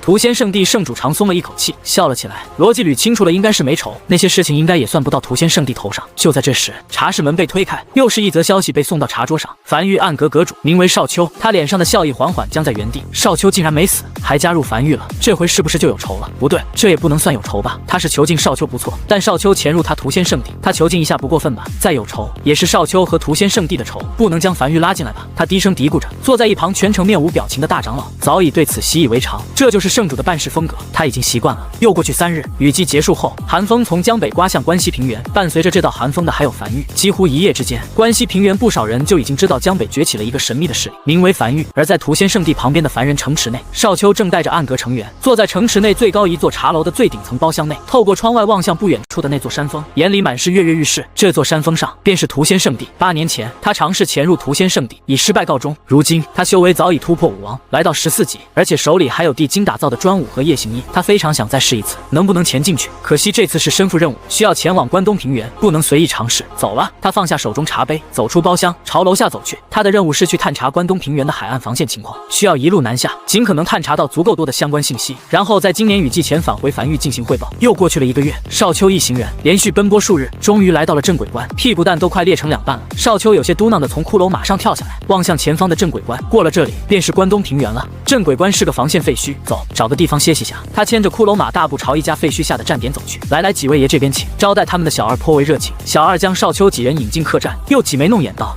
那个几位爷要玩点啥？找点乐子不？”少秋有些无奈的叹了口气，这里的人确实服务不一样，一个临时歇脚的地儿还和青楼抢上生意了。你们要玩吗？给你们找2个，你看看你们喜欢年轻的还是年龄大的？这位爷，你误会了，我们这里没有那些，不是那种玩法。那是什么玩法？几位爷，你们随我到后院来，走去看看。很快，一行人在小二的领路下来到后院。很快，一阵阵嘈杂声便传来。后院一个台上的8角龙边上，近100个人围在台下打气助威。龙内2头鬼物正在不断龇牙咧嘴的向对方发出恐吓。2头鬼物身上已满是鲜血，伤痕累累，显然已经处于濒死状态。几位爷，这叫鬼斗，你们可以在开始前压住，认为哪头鬼物会赢。小二在旁边开口介绍道。而少秋已经彻底懵逼在了原地，抬头望向头顶那悬空的太阳，这也不是黄昏啊，龙内的也不是伪人鬼。狱主让他来看关东平原战况如何，现在看起来关东平原频频告捷啊，鬼物都抓来决斗了，就这架势，已经马上要反攻了吧？永夜尚未降临，你们这鬼物是什么情况？他彻底懵了，他这辈子还真就从没见过这一幕。嘿嘿，小二有些得意的笑了起来。全天下独一份，整个永夜大陆你找不到第2个有鬼斗的地方。我们这里不少客人可都是从大老远专门赶来的，怎么样，稀奇吧？要不来一手，我可以给你们找个桌子，让人将肉和酒送来，你们边吃边看。少秋没有讲话，只是默默从怀里掏出一个本子，这都是他回去要汇报的事情。外面的世界太乱了。在将这个信息记录完之后，少秋才眉头紧皱望向笼子里的那2个浑身遍体鳞伤、明显没有理智、正不断嘶吼的鬼物，可是用了某种异宝。但永夜大陆如此之大，有让鬼物白天活动的异宝也很正常。当然不是。小二嘿嘿笑了一声，也没隐瞒，直接道出真相。我们这客栈临镇鬼关废墟，这鬼物啊，只有在关外关东平原那片区域才能在白日存活，倘若带到关内来，哪怕就几步距离，也会瞬间暴毙而亡。原本也是不行的，但这次雨季过后，关东平原就发现了一些零零散散能在白天生存的鬼物。少秋眉头紧紧皱起，沉默着没有讲话。这事儿怎么看怎么不正常，他不知道这些人怎么还有闲心搞鬼斗的。鬼物能在白天存活，那对整个大陆都是一个极其严重的灾难性噩耗。鬼物怎么可能在白天存活？除非关东平原可能沦陷一半了，才会出现如此漏洞。一旦7号防线崩溃，那无数鬼潮将会畅通无阻，一路北上，要不了多久就能兵临城下抵达江北。这一路上的所有生灵都会因此而亡，必须尽快探查清楚关东平原的7号防线究竟是什么处境和状况。另外一边，此时距离雨季已经过去1月之久，在这1个月的时间内，陈凡消耗掉了3.56亿枚鬼石，将原本14.8公里的雨季防线延伸至114.8公里，还差55.2公里，他的江北防线整个雏形便可彻底打造完毕。鬼石不够用了，接下来只需再等新大陆那边开采1个月，就能将这个江北防线打造完成。1月后，陈凡起了一个大早，精神饱满，乐呵呵地查看过樊玉仓库内的鬼石储备后，才朝城墙走去。如今的雨季防线已经彻底更名为江北防线，不再将樊玉领地护在其中，而是以一条近乎笔直的直线沿江北海岸线矗立，还差55.2公里。陈凡翻身骑上骷髅马，站在江北防线的尽头，望向空无一物的前方，深吸了一口气后，骷髅马开始快速奔腾起来。当马蹄即将落在空中时，一道快速凝成的5级城墙稳当当地出现在了马蹄下。骷髅马一路向前，仿佛提底生连般，每跑1步，前方就会多出一道5级城墙，直至天色渐渐黑了下来，陈凡才缓缓翻身下马，站在城墙上，望向前方那座高耸入云的山峰。江北防线和这座山峰紧紧相连，这55.2公里的防线消耗了他近乎2亿枚鬼石。至此，170公里的江北防线雏形已成。陈凡站在城墙上，望向渐渐暗下了的天色，看了眼身旁那和江北防线相连高耸入云的山峰，又望向不远处不断翻涌的海面。半晌后，又转身望向身后那不见尽头的防线，他笑了。耗时1年半，一条长达170公里的江北防线，清一色5级城墙，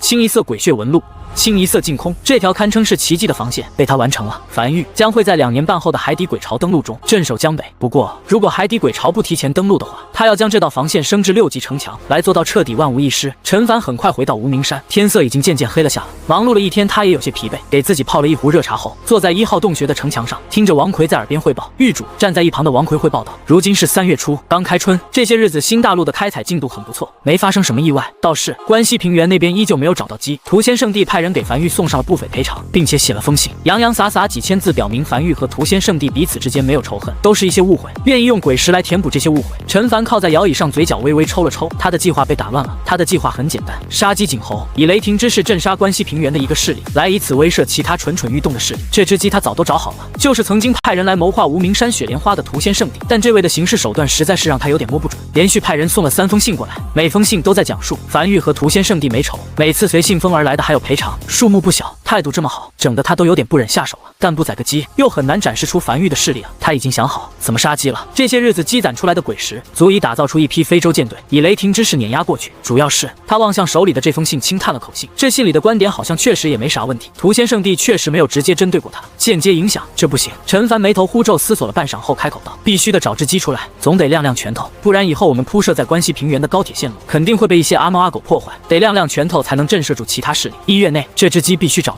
随后他才伸了个懒腰，走下城墙，准备洗漱一番后入睡了。今天比较累，早点入睡。也不知道少丘那边情况怎么样。另外一边，新大陆此时已入夜，一艘海船缓缓驶入港口。今天情况如何？站在墙头上的瘸猴望向归来的一行人，回禀阁主，今日依旧无事发生，雷雨海域没有丝毫崩溃迹象。瘸猴轻点了下头，挥手示意几人进城。樊玉专门派出一艘海船，在靠近雷雨海域的地方每天时刻观察，一旦发现雷雨海域有崩溃的迹象，立刻上报，好让樊玉有处理的时间。随后他才抬头望向远处的永夜，思绪渐渐飘远，依旧好久没见过少爷了，也不知道少爷那边的樊玉发育的怎么样了。新大陆的1号宛如一台不眠不休的机器，在这台机器的运转中，每日都有大量鬼石、鬼骨等通过海底隧道运向樊玉。此时距离雨季结束已经过去2个多月了，他有点想回樊玉了。新大陆一艘悬浮在空中的非洲上，王麻子望向手里的鬼皮地图，眉头紧皱。这几月他一直在探索新大陆，越过那个深坑后，他看见了越来越多的裂缝从新大陆最核心处朝四周蔓延而去，而且不知道是不是错觉，他依稀感觉好像裂缝好像在不断朝外延伸，只不过延伸速度极其缓慢。他这几日一直在追溯这些裂缝的源头，想要看看这些裂缝究竟是些什么。夜幕降临了，他转身走进船舱内，先入睡，剩下的事等明天再说。关东平原，少丘正带领部分暗格成员待在一座城池的客栈内，面色隐隐有些难看。他已经离开樊玉2个月了，于昨日他已抵达关东平原的最南端，他看见了那7号防线，城墙很高，布满血渍，比樊玉雨季防线的城墙都要高，是6级城墙，宛如天堑一般，坐落在南部平原的海岸线上，看起来坚不可摧。但实际上，在2个多月前的雨季里，7号防线近乎全部沦陷。是的，关东平原在雨季里失守了，大批鬼潮冲破7号防线，在关东平原展开大肆屠戮。如今的关东平原实不存3，死了不知多少人。而在7号防线失守，关东平原即将正式沦陷前，永夜殿派人不计一切代价遏制住了鬼潮的泛滥，并坚持至天亮后快速修复好7号防线，这才撑过了整个雨季。永夜殿但凡晚来一点，他们樊玉很有可能就已经不复存世了。这批鬼潮会一路北上，直至冲到樊玉门口。永夜殿坐在床榻上望向窗外的少丘，默念了一遍这个名字。这是一个极其庞大的组织，不少势力加入其中，负责修建和维护整个永夜大陆上的所有防线，可以说是永夜殿守住了整个永夜大陆。可是如今因前线战事过于紧急，永夜殿也顾暇不及。他听过这个名字，那是在樊玉还未正式创建之初，狱主向一众元老征求势力名字的时候，王麻子提出了永夜殿这个名字的想法。他当时并不在场，他那个时候还未曾加入樊玉，是事后王麻子和他闲聊时说到的，言语间还有些感慨。虽然樊玉也很好听，但若是叫永夜殿肯定会更霸气。阁主身旁一个暗格成员有些不安的低声道：“我们要即刻返回樊玉，将这个消息汇报上去吗？”少丘看了眼身旁的手下，停顿了一会儿后才轻声道：“莫着急，雨季时防线的压力才会骤升。这次雨季已过，距离下次雨季到来还有数月之久，这期间内7号防线大概率不会溃败。小1、小2，你俩即刻赶路返回樊玉，将消息汇报上去，让狱主提前知晓，好有个心理准备。我们剩余人这几个月内要继续留在关东平原，探测出足够多的信息。明日天亮，随我一同加入7号防线，近距离了解。天很快亮了。”小1、小2两位暗格成员已经骑着骷髅马踏上归程的路，准备将消息汇报上去。而少丘则是带着剩余暗格成员乔装打扮离开城池，前往这座距离城池只有数百米的7号防线。此时不断有人将各式鬼石武器等送上城墙，城墙根下2个月前那场大战留下的鬼物残骸和守军血迹都已经被粗略清理过，但大地依旧被浸透成一种诡异的紫黑色。一座座帐篷、木屋等坐落在城墙根下，此时正有一条长长的队伍，不少人在排队，那是守城军在招人。少丘带着一众暗格成员跟着队伍开始排队，很快便轮到他们。修为武王全程头也不抬的招募官坐在桌前，第一次抬头望向少丘，上下打量了几眼后才轻点了头道：“感谢你的加入，你的编号是179，隶属于7号防线第3大队的71小队，去东边31号木屋找你的队长汇报，他会告诉你需要负责防守的区域。”片刻后，少丘站在城墙上沉默着没有讲话，只是远眺海边，这里的海要比江北的海更黑，防线外的海边已被鬼血彻底染成夹杂着各色光芒的紫黑色。此时不少人正如同蚂蚁一般从鬼物的体内刨出鬼石，装在一旁的袋子里。这是一处刚经历过大战战不久后的防线，他终于知道为何樊玉防线已经比江北四地的防御强出很多了，甚至比一开始预计的江北防线都要更强。狱主还总是觉得不满意了。狱主看的不仅仅是江北一地，狱主看得更远，看的是万一永夜前线沦陷后，樊玉该如何自处。关西平原屠仙圣地内，大长老长叹了一口气，望向正坐在茶桌前不断捣鼓的圣主，沙哑道：“你有没有感觉你做错了？如果8年前你当时不是抽走少丘一魄，而是直接杀死他，或许是不是就没有如今的樊玉暗阁阁主少丘了？是不是少了一环？而且就算樊玉是江北突然崛起的势力，实力不容小觑。到我们为什么要去送3次鬼石？我们的鬼石也不是大风刮来的吧？别的就不说了。雨季前，关东平原那边的7号防线前来申请援助，圣主你也是给了一大批鬼石。圣主，你有没有感觉你像是那散财童子？谁都能从你这里拿到钱。”屠仙圣地的圣主面色认真的抬头望向大长老：“我9年前上位，成为屠仙圣地的圣主。这9年内，屠仙圣地的仓库内鬼石数量是越来越多的吧？”是。大长老突然语气弱了下来。虽然圣主一直在散财，但自从9年前圣主上位后，确实屠仙圣地发展的越来越好。圣主长叹了一口气的起身走至窗边：“我当年不杀少丘，一方面是惜才，另一方面是一个才17岁的家伙能创建出世神殿，修为如此之高，我怀疑背后可能有人不想取其性命，给自己引来日后危机。给樊玉送去赔偿是因为我捋过了，本来就没仇。倘若开战，就算我们赢了，一样需要消耗鬼石，到时候消耗的鬼石可不止这一点。支援7号防线是因为，倘若7号防线沦陷，你认为关西平原能独善其身？更何况7号防线背靠永夜殿，得罪了永夜殿，可不是什么好事儿。那你去谋划无名山，就不怕得罪那位了？”大长老忍不住开口：“这怎么能算得罪呢？我捋过逻辑了。”圣主面色认真道：“那位都离开那么久了，那雪莲花属于无主之物，谁拿到就是谁的，而且我这不是没拿到吗？”大长老嘴角抽了抽，没有讲话。自从圣主上位后，屠仙圣地的仇人是越来越少了。要知道关西平原时刻处于战乱，能在这种环境下仇人越来越少，那是真不容易。每次遇到冲突，圣主就会捋一捋逻辑，最后得出一个双方没仇的结论，然后送上道歉信和赔偿，原本一触即发的战争也就打不起来了。在圣主上位前，屠仙圣地送出去的都是檄文；圣主上位后，屠仙圣地送出去的都是道歉信。还真别说，就这样在关西平原各家势力都处于乱战脱不开身时，屠仙圣地独善其身发育的倒是极其舒服。这些年仓库储备的鬼石是越来越多了，就是出门有点丢面，但比以前安全了不少，几乎吃不到冷刀子了。而且屠仙圣地的圣主面色认真道：“我刚才又捋了一遍逻辑，樊玉之所以不回我们消息，应该是信封在路上。毕竟关西平原遍地乱战，我们的人举着屠仙圣地的旗帜可以一路畅通无阻，但樊玉想来我们屠仙圣地应该是有些麻烦的，应该要不了多久，我们就能收到樊玉的回信了。好捋。”大长老也不说话了，默默坐了下来。虽然他一直感觉圣主的形势极其奇怪，但从结果来看，这种形势没有任何问题，结果是好的。就在这时，一只麻雀叼着一张信封落在窗口，圣主打开信封，望向其中的内容，面色有些微微古怪。这些日子有不少来自江南的商会前往关西平原，恨天宗那家伙将一伙举着死旗的商会全都杀了，对外放出话，但凡有江南的商会赶来关西平原行商，来一个杀一个。那个商会是江南公羊一族的商会，运输一批骷髅马南下来的，再正常不过了。大长老面色如常道：“我最近也听说市面上多了一批廉价的骷髅马，而恨天宗本身有个业务就是卖骷髅马，如今被抢了生意，自然不爽，要杀点人，好杀。”圣主有些感慨地咂舌道：“可是根据我们的情报，这江南公羊一族的女儿和樊玉一个重要人物有夫妻之实来着。这要是公羊一族找到樊玉求对方帮忙出头，那就不知道事态会演变成什么样子了。这关系差远了。”大长老摇了摇头：“虽然圣主你的行事风格我有些琢磨不透，但其他势力之主怎么想的，我还是能明白的。樊玉不可能为了这事而出头，死的人又不是他樊玉的人，强出头没意义，是吗？可我捋了捋逻辑，如果樊玉想要将他那高铁线路铺到关西平原的话，就必须杀头机震慑四方宵小，否则就樊玉那高铁线路本身可是不经挖的，恨天宗可不算是鸡，那也得看对谁来讲。”圣主有些嘿嘿地笑了起来，一个崛起如此之快的势力，肯定是有些不为人知的手段的。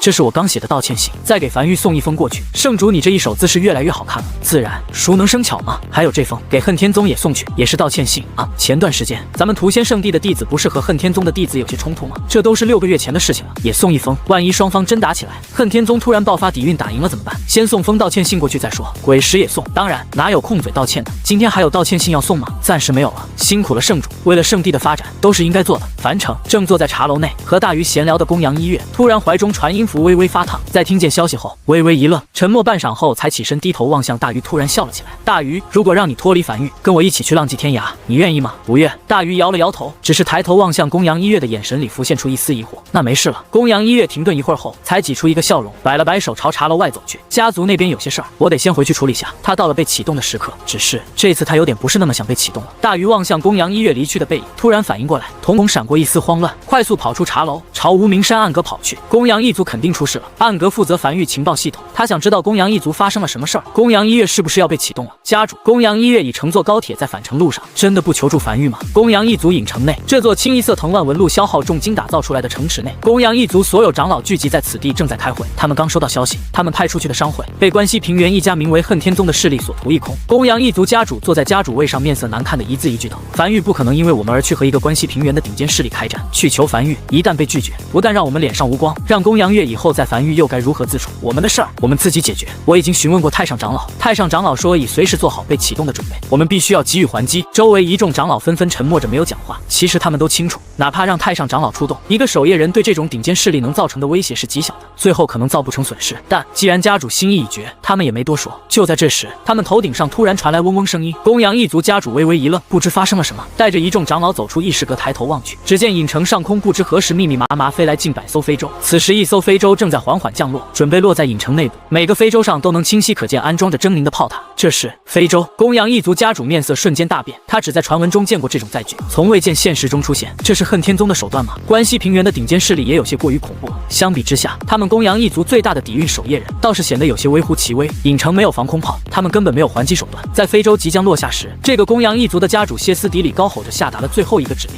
逃离影城！我来殿后。他没逃，他是一家之主，他留在这里能给族人争取更多逃离机会。吼啥呢？飞舟缓缓落在地面上，陈凡站在飞舟甲板上，俯瞰着公羊一族慌乱的一行人，抬头看了眼头顶悬浮在半空中的99辆飞舟，咧嘴笑了起来。怎么样，这排场还行吧？足足100艘满配飞舟，花了我不少鬼石呢。在收到消息的第一时间，他便笑了起来。他找到关西平原的鸡了，并且这个鸡的分量还不低，第一时间便将樊玉内的载具攻防升至7级，并打造出了100艘飞舟，一个一砸了出去。樊玉仓库鬼石储备只剩下1亿枚鬼石左右了，但他觉得这是值得。拿下关西平原并真的只是为了赚取鬼石，最主要的是他的高铁线路可以通到关西，这也意味着樊玉的影响范围进一步扩大，什么事情都好做了许多。100艘飞舟排场拉满，恨天宗的消息他也调查过，100艘飞舟足够拿下，还愣着干什么？站在甲板上的陈凡望向下方愣在原地的公羊一族一行人，招了招手，笑着道：“走吧，带你们揍恨天宗去。”与此同时，一则讨恨天宗的檄文通过樊玉的情报网络快速传遍整个关西平原，很多人甚至收到这则檄文的时候都是满脸茫然，才后知后觉的知道恨天宗屠了江南公羊一族商会的这个事儿。这个檄文传播的速度太快了，不一会儿便传到了屠仙圣地。屠仙圣地的圣主正望向手里的檄文说道：“走，动身去恨天宗准备看热闹，现在就去，咱们提早去占个位置，看看樊玉的手段。”另外一边，坐在大殿内的恨天宗宗主面色难看的望向手里的檄文，讨恨天宗檄，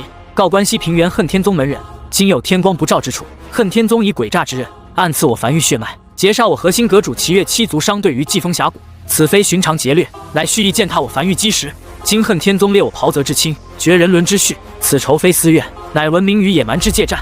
若你心怀人伦之血勇，当用于护生而非屠戮，即刻卸任脱袍，星夜离宗。樊玉未回者留一线生路，一个时辰之内离去者，既往不咎。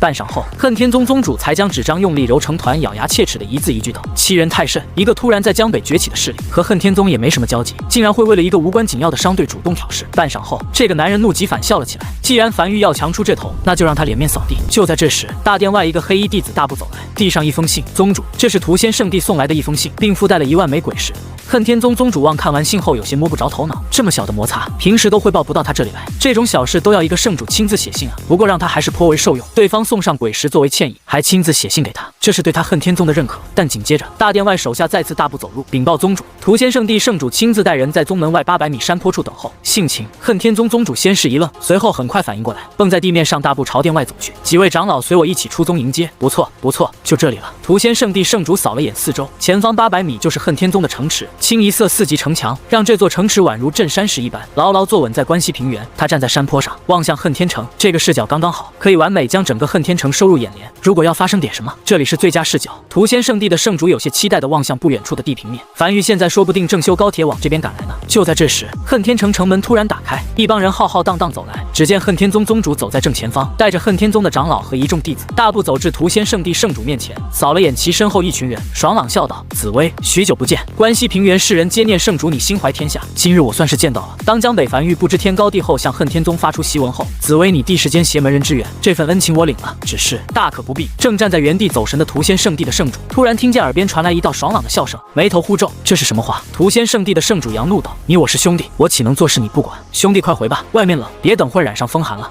刚准备说点什么，恨天宗宗主下意识抬头看了眼头顶的太阳。3月初入春了，不怎么冷了。那啥，我是想说，先回。屠仙圣地圣主面色严肃道：“兄弟我就站在这里，其他的你不用管，莫要兄弟难做人。若是因此让你染上风寒，兄弟我罪该万死。”快回！那好吧。恨天宗宗主此时也有些懵逼，半推半就的带着身后人又朝恨天城走去。紫薇给他说懵了，他本来组织了一堆话要说的来着是，结果几句下去，给他整得忘记要说啥了。而屠仙圣地坐镇恨天宗不远处的消息很快传开，明眼人一看就大概琢磨明白怎么回事，不是来看热闹的，就是来助阵的。无论是哪种，都意味着一个时辰后，樊玉肯定真有动作。一时间，距离较近的势力都开始出发朝恨天宗赶去。渐渐的，恨天城周围的势力越来越多，但占据最佳视野位置的山坡，则是被屠仙圣地牢牢霸占住。而恨天宗宗主则是全程笑呵呵的挨个接待。没想到，他们恨天宗在关西平原的口碑竟然这么好，一方有难八方支援。与此同时，樊玉100艘满配非洲，在9天之上，以极快的速度朝恨天宗驶去。狱主公羊一族的家主满脸愧疚地走至陈凡身旁，语气中夹杂着一丝感激和惶恐。这一趟樊玉是不是要破费很多？陈凡偏头看了眼这老头，随意道：“你自己估摸估摸呢？你说破费不？公羊一族的家主僵在原地，这还用估摸吗？就这架势猜都能猜到有多破费。”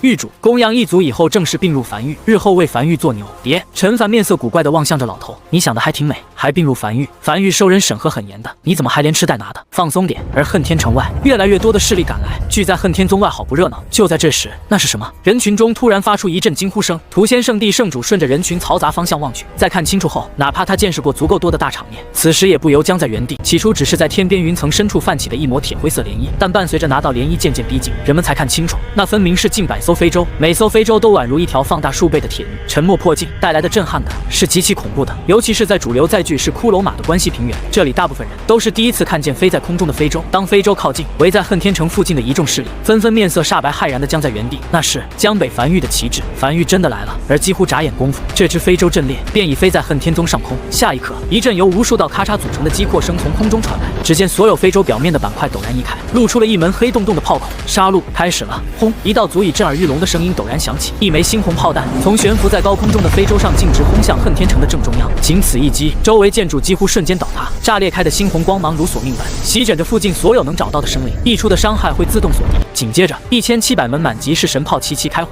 地面开始剧烈震动，整个天空突然变得暗了下来，并不是永夜降临了，而是神炮的光芒掩盖了太阳的光芒。周围所有围观的势力都看见了他们此时最为震撼的一幕。无数枚猩红炮弹宛如连绵不断的一枚接一枚的直落向恨天宗，密集程度哪怕数十里的人也能清楚看见。屠仙圣地的圣主望向这一幕，身子僵在原地，嘴唇开始微微发颤。他虽然一直道歉，但真要打起来，屠仙圣地不惧任何势力。但现在他怕了，是神炮倾泻而出的猩红炮弹洪流，在空中编织出了一张覆盖了每一寸空间的立体死亡网络，不见一丝鲜血，不见一丝惨叫，但却能感受到一股浓郁的死亡气息。一盏茶之后，从高空中倾泻而出的猩红洪流终于渐渐逝去，地面也停止了震动，他们眼前再次缓缓恢复了光亮，那是他们重新适应了太阳的光芒。恨天城已经不见了，前方不见一座城池，只有一座不见底的深坑。如果不是他们亲眼所见，根本就不会相信在一盏茶之前，这座深坑原本的位置有一座城，仅一盏茶的功夫就被夷为平地。就在这时，悬停在高空中的那100艘非洲，位于最中央被四周环绕在中间的一艘非洲缓缓落下，落在众人面前。陈凡在一众人的陪同下走下非洲，从他们每个人脸上挨个扫过，脸上流露着温和的笑容。诸位，自我介绍下，江北樊玉陈凡，很高兴认识你们。一众前来看热闹的势力，此时还未从刚才那场震撼的场面中回过神来，有心想张开口说些什么，却紧张的不断嘴唇发颤。此时说一句完整的话都显得有些困难。平日里关西平原见的最多的就是骷髅马，什么时候见过这东西？这哪是一个级别的？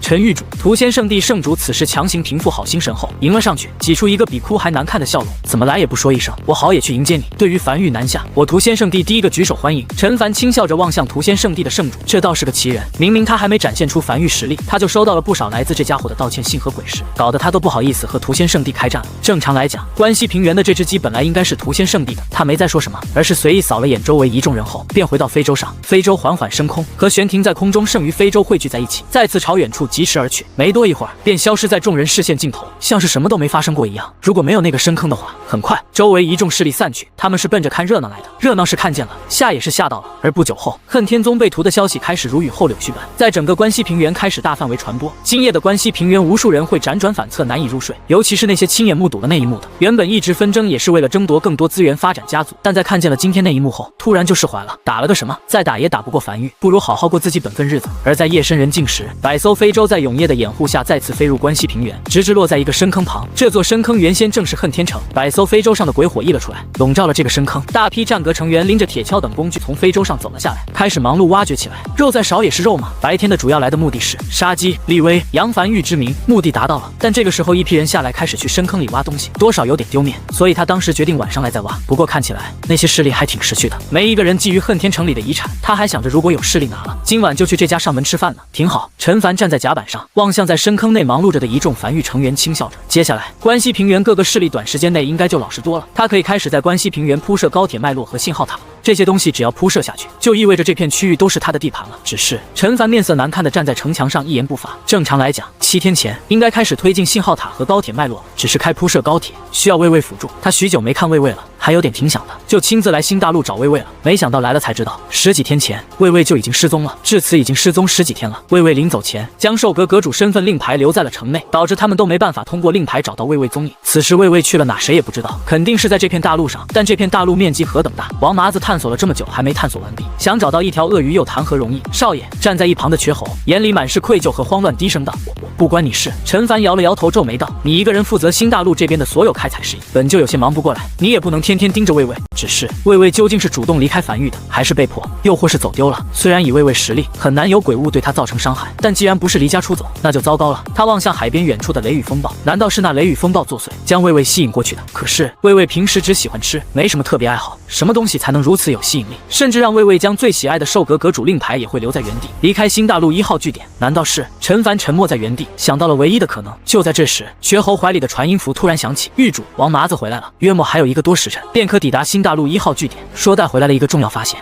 陈凡有些烦躁地应了一声。1个多时辰后，王麻子来到陈凡身前，刚准备开口在新大陆的重大发现，但突然发现远处海面上隐隐能看见不少海船和非洲正沿着雷雨海域不断搜寻，顿时面色微变。果然如此，狱主，可是那雷雨海域有崩溃迹象？不是。陈凡轻叹了一口气，魏魏失踪了，排除所有选项后，我怀疑雷雨海域里有什么东西，制造出魏魏父母的幻象，让魏魏主动进入雷雨海域。王麻子愣在原地许久后，才茫然地看了眼远处正在搜寻的一众非洲和海船，又看了眼身旁的狱主和瘸猴，有些懵逼道：“狱主，你在说什么？你们不是派魏魏去那个深坑挖地精了吗？我返程的路上还看见魏魏在那个深坑里挖地精呢，我还给他打了个招呼，他也在不断给我挥爪打招呼呢。”什么？陈凡先是一愣，随后才眉头紧皱，偏头望向瘸猴：“你下的令？我没下啊。”瘸猴有些着急地从怀里掏出传音符，联系上齐月。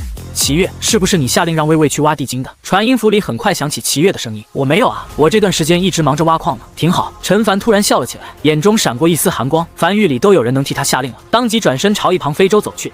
走吧，去找魏魏。我挺好奇是谁下的令。瘸猴和王麻子对视了一眼，都看见了彼此眼里的不安，急忙跟上。从新大陆1号据点，距离王麻子发现的那个深坑，足足有3天的路程。陈凡日夜赶路，在第2天天黑前抵达了深坑，很快便看见了在下方独自一人卖力挖掘的魏魏，眼中更是闪过一丝愤怒。没有非洲，没有高铁，魏魏就这样独自一人跑了这么远的地方来挖地精，还独自一人在挖，有多孤独，或许只有魏魏能知道。无论是内部谁下的令，出于玩票性质，又或是试探性质，这件事情不会这么简单结束的。非洲缓缓落下，听见动静的魏魏抬起头，在看见陈凡时微微一僵，又看见站在陈凡身旁的王麻子，灯笼大小的眼睛里突然闪过一丝愤怒，怒吼起来。这副样子分明就是受到了欺负，在主人来了之后，委屈且愤怒地高吼了起来。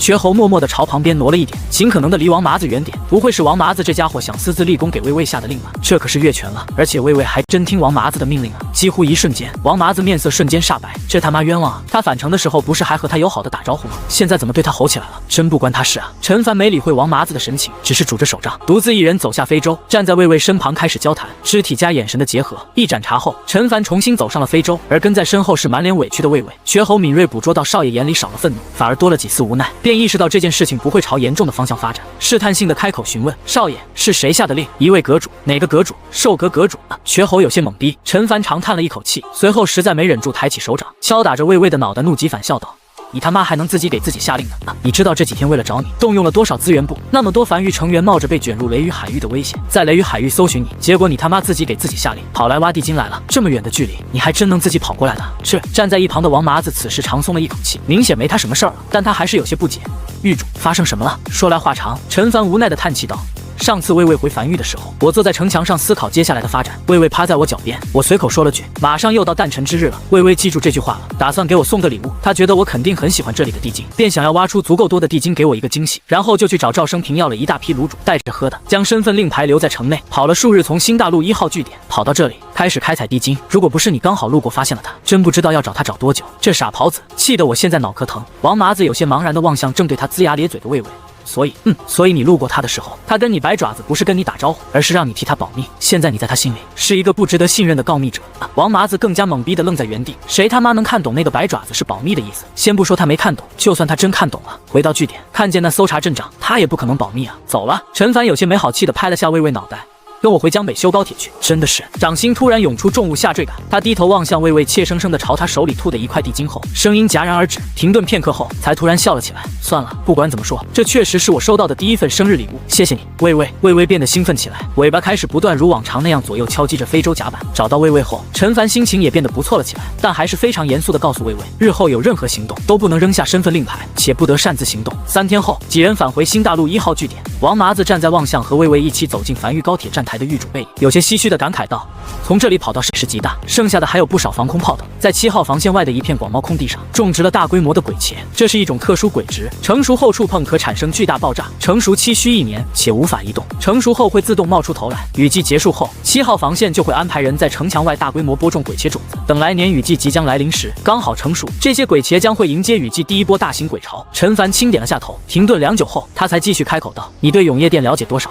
少秋低头仔细思索一番后，才开口道：“这个势力是永业大陆最大的一个组织，不是势力，任何愿意为永业大陆出力的势力都可以加入这个势力。加入后没有任何月钱，也没有回报，但却需要做出贡献，为守护永业大陆做出贡献。与其说是一个组织，不如说是永业大陆所有势力联手聚在一起，一起守护永业大陆。有鬼石的出鬼石，有人的出人，势力内连个建筑师的都没有，就去那些还没加入永业殿的势力索要鬼石。而7号防线的总负责人甚至都没见过永业殿的店主，也没过去永业大陆腹地。他是土生土长的关东人，原先是一个势力的势力之主，后来势力覆灭，原负责人身亡，他在临危受命之下成为了总负责人，负责7号防线的总调度。而且在上次雨季前，因为当年积攒下来的鬼石不够，7号防线向永业殿发去了支援，永业殿一开始拒绝了，后来又给了回应，说已经尽最大可能调度了1亿枚鬼石运往关东平原，但在半路上因内奸泄露了情报，鬼族收到了这个消息，不惜一切代价强行冲破了一个次级防线，在这批鬼石路过秋明盆地时，将这批鬼石拦了下来。非洲被击沉，永业殿将这个消息告知了7号防线，并表明暂时没有多余鬼石可以支援7号防线了，希望7号防线能尽可能的撑住。陈凡突然停下了手里的打造动作，非洲下方原本正缓缓移动的城墙也同样停了下来，眉头忽皱，偏头望向少秋：“你刚才说内奸？”他不理解，倘若2个势力彼此开战，有内奸很正常，但鬼物和人类开战怎么可能会有内奸？难道人类会选择去投靠鬼物？少秋点了点头。这次永业大陆前线之所以战况极其危机，很大一个原因就是这次永业降临，不少鬼物都觉醒了一定智慧，懂得用计策了，很是难缠。与此同时，几乎所有人，包括永业殿的人都清楚，永业大陆大概率撑不过这次了，但还是在拼尽全力的去做阻拦。就算撑不过，也不能让鬼潮那么轻松的上岸，而且只要坚持下去，总会有奇迹的出现。而有的鬼物会通过各式各样的方式渗透进永业殿，许诺只要愿意在此时投靠他们的人类，当他们鬼族彻底占领永业大陆的时候，会开辟出一片区域给这些识时务的人类居住。永业殿里内奸并不少，据我所知，无论是鬼族还是永业殿，都得知江北防线空缺的事情。鬼族那边正在不断打听永业殿何时去江北布防的消息，准备故技重施，让江北的鬼潮从江北登陆，一路南下进入关西平原，然后里应外合拿下7号防线，再一路向东进入永业大陆腹地。陈凡沉默了许久，他知道永业前线战事紧急，没想到已经紧急到这种状况。目前看来前线还能撑住，反观江北防线和7号防线成了重中之重，这2道防线一旦被攻破，整个永业大陆这个庞然大物都很有可能因此瞬间解体。所以这次7号防线在雨季里近乎沦陷，主要原因是鬼石数量不足。是的，少秋长叹了一口气，随后汇报完了，站在陈凡身后一言不发。他汇报的所有信息都尽可能的没带主观情绪，他打心底里极其憎恶那群内奸，如果不是内奸的存在，永业大陆不会这么难，7号防线也不会这么难。陈凡也继续开始打造一座座建筑，只是同样沉默着，久久不语，一主一从。2人就这样也不讲话。良久之后，陈凡才轻声道：“我会向7号防线派出援助，由你亲自出面，不要告诉7号防线援助来自于江北樊玉，就说是无名势力给出的援助。如果可以的话，尽可能让7号防线将这件事情也不要汇报给永业殿。少秋微微一愣，随后才神色一正，应声道：“是。”他知道樊玉如今面临的处境也极其艰难，江北海底鬼潮将登陆，樊玉可是没有收到来自永业殿一枚鬼石资助的。全长97公里，陈凡低声呢喃着，每100米安置1座噬魂雕塑的话，需要大概970座噬魂雕塑，总共就是需要250万枚鬼石左右。在雨季前，樊玉向7号防线的第一笔援助就是970座噬魂雕塑，每1座噬魂雕塑都可降低范围内所有炮塔的40%弹药消耗，这对7号防线的帮助是极大的。鬼石他给不了太多，他的鬼石都不够用，但他也不可能眼睁睁地看着7号防线沦陷。除了噬魂雕塑以外，还可以再为7号防线支援一批铜管和祭坛以及式神炮，这样可以极大程度地提升7号防线的城墙防御和火力。只是铜管没有办法通过高铁运过去，需要他亲自前往7号防线打造，这个他还在考虑。在没有足够实力保护自己之前，他不愿和永业殿有过深交集，谁也不知道某个内奸会不会把他的信息泄露给鬼族，除非匿名伪身，这倒是个办法。虽然瞒不了太久，但能瞒一点是一点，能给樊玉争取一点发育时间是一点。樊玉如今太缺时间了，如果战争可以暂停就好了。良久后，陈凡停下了手里的打造工作，偏头望向少秋：“当初叫你离开的时候，我看你有些迟疑，在7号防线交了点朋友。”少秋有些不好意思的眼神飘忽着。陈凡停顿了一下后，才远眺大海，轻声道：“今天我会打造一批噬魂雕塑，由你带队，明日通过高铁运向7号防线。”是。少秋有些兴奋的重重点头应下。在少秋走后，陈凡站在非洲甲板边缘上，伸了个舒舒服服懒腰。今天的江北防线打造计划暂时停止，先打造1000座噬魂雕塑给7号防线送去，而自己先度过2年半之后的鬼潮吧。他望向波涛汹涌的大海，他还没亲眼见过海底鬼潮登陆，也不知道能不能守得住。第2日，少秋带队踏上前往关东平原的高铁，朝关东平原驶去。临近夜色，安静的7号防线开始渐渐忙碌了起来。永业马上降临了，要开始做准备了。而那个失去双腿的招募官则是如往常一样，拄着拐着打了饭走至旁边桌前。这次他只打了1份饭。打好饭的刘叔看向面前那空空如也的座位，忍不住下意识的回头望向。他感觉少秋正站在身后，如往常一样咧嘴笑着跟他打招呼，但身后人潮来往，唯独没有少秋的身影。反应过来的他不由摇了摇，笑了笑，像是自嘲般端起碗筷开始吃饭。他年龄比少秋大很多，但在这地方忘年交很正常。他看见少秋，就像是看到年轻时的自己，无畏、勇敢、自信，和年少时的自己一样，但比年少时的他要更聪明。他当年如果跑了，就不会失去双腿了。就在这时，周围人群突然变得嘈杂起来。刘叔微微一愣，放下碗筷，下意识抬头望向前方防线。难道是尚未入夜，鬼潮就袭来了？但很快他发现周围人的视线正望向他身后。他转身望去，只见一条长龙正以极快的速度在关东平原上疾驰着，朝他们一行人驶来。刺耳的声音驱散了灰雾，给原本有些沉闷的7号防线带来了一丝生机。这是数个月以来7号防线从未出现的变动，议论声在耳边纷纷响起。那是什么？我怎从来没见过？会不会是永业殿的支援？终于等到支援了吗？那我们是不是有机会挺过去这次雨季了？刘叔没有讲话，只是眼眶顿时泛红，拄着拐杖尽可能的站至笔直，望向那辆长龙笑了出来，声音有些发颤的笑骂道：“这臭小子！”只见长龙最前面的一节车厢，少秋正将身子探出来，如往常那般咧嘴笑着，望向他不断挥手高吼着：“刘叔，少秋，我他妈回来了！”樊玉高铁停在了距离7号防线约近1000米左右的距离，这里是轨道尽头，7号防线的不少成员都围了上来。刘叔用力的挥动着拐杖，尽可能的冲在最前面。刘叔，少秋从高铁上跳了下来，望向刘叔咧嘴笑了起来：“几天没见，想我了没？我主子知道了7号防线的情况，特意派我来送来支援。”诺，他指向身后的一长列装满雕塑的高铁车厢，噬魂雕塑可减少炮塔40%的弹药消耗，这批噬魂雕塑足够布满整个7号防线。话音落下，周围一众7号防线的成员纷纷僵在原地，眼里满是骇然，半晌后才反应过来，激动着不断敲打着彼此，嘴巴张合想要说些什么，却一句话说不出来。减少40%的弹药消耗，不是支援鬼石，却远胜于鬼石，这代表着他们或许可以活过这次雨季。快！刘叔嘴唇发白，整个人也因激动而站立，望向身旁人急促催促道：“快去找七老！快！”他本想说些别的，但在听见这破噬魂雕塑的效果后，再也顾不上别的。不用找了，我在这里。人群散开，一个白发苍苍的老者身后跟着2、3人，正骑着骷髅马快速赶来。在逼近人群时，身手利落的翻身下马，才有些眼眶微微泛红的望向少秋，沙哑道：“当真能减少炮塔40%的弹药消耗，绝无一丝虚假。”少秋面色认真道：“有多少座？1000座，可布满整个7号防线。诸位可是永业殿派来的支援？”“不是。”少秋摇了摇头，“是我主子派来的支援，但因为某种特殊情况，我主子并不愿意暴露自己势力名字，并且也希望七老你能对永业殿瞒下这次援助。”“好说好说好说。”这个白发苍苍的老者此时嘴唇不断发颤的，眼眶里闪烁着泪光。无论你来自哪个势力，这份恩情7号防线全体上下成员都记下了。随后他深吸了一口气，调整了一番情绪后，才挤出一个笑容：“来，这边请，我这就去让人准备宴席。”“宴席免了。”少秋摇了摇头，指了指头顶渐渐黑下来的天空：“天快黑了，不如先将噬魂雕塑快点布置好，早点布置好，就早省一点鬼石。”天色渐黑，永夜不久之后便会如期而至。附近的7号防线成员也纷纷动起来。不久后，粘稠如墨的黑暗再次笼罩了整片大陆。少秋带着暗格成员跟在七老身后，登上7号防线的城墙。永夜降临的一瞬间，海面便如同沸腾了一般，不断涌出浪花。几乎是瞬息间，伴随着一股浓郁的恶臭味传来，一眼望去几乎看不见尽头的鬼物从海水中冲出来，嘶吼着冲向7号防线。而与此同时，安置在7号防线上的箭与炮塔表面纹路泛起阵阵白光。近乎同一时间，所有御敌的箭与炮塔纷纷启动，一柄柄约莫巴掌大小的冷白光剑，以近乎覆盖式的打击朝鬼巢笼罩而去。七老全程都站在一座箭与炮塔附近，眼睛死死盯住鬼石的消耗。约莫一炷香后，眼里的兴奋已经越来越浓郁。是真的，真的可以降低炮塔40%的鬼石消耗，这对于7号防线来讲是极大的加持。谢了。七老深吸了一口气，眼眶有些微微湿润，望向少秋。整个关东平原只有我能和永业殿联系，我发誓，我一定不会对外泄露这个消息。上次的事我也没想到，但你要相信，我不是内奸。少秋摇了摇头。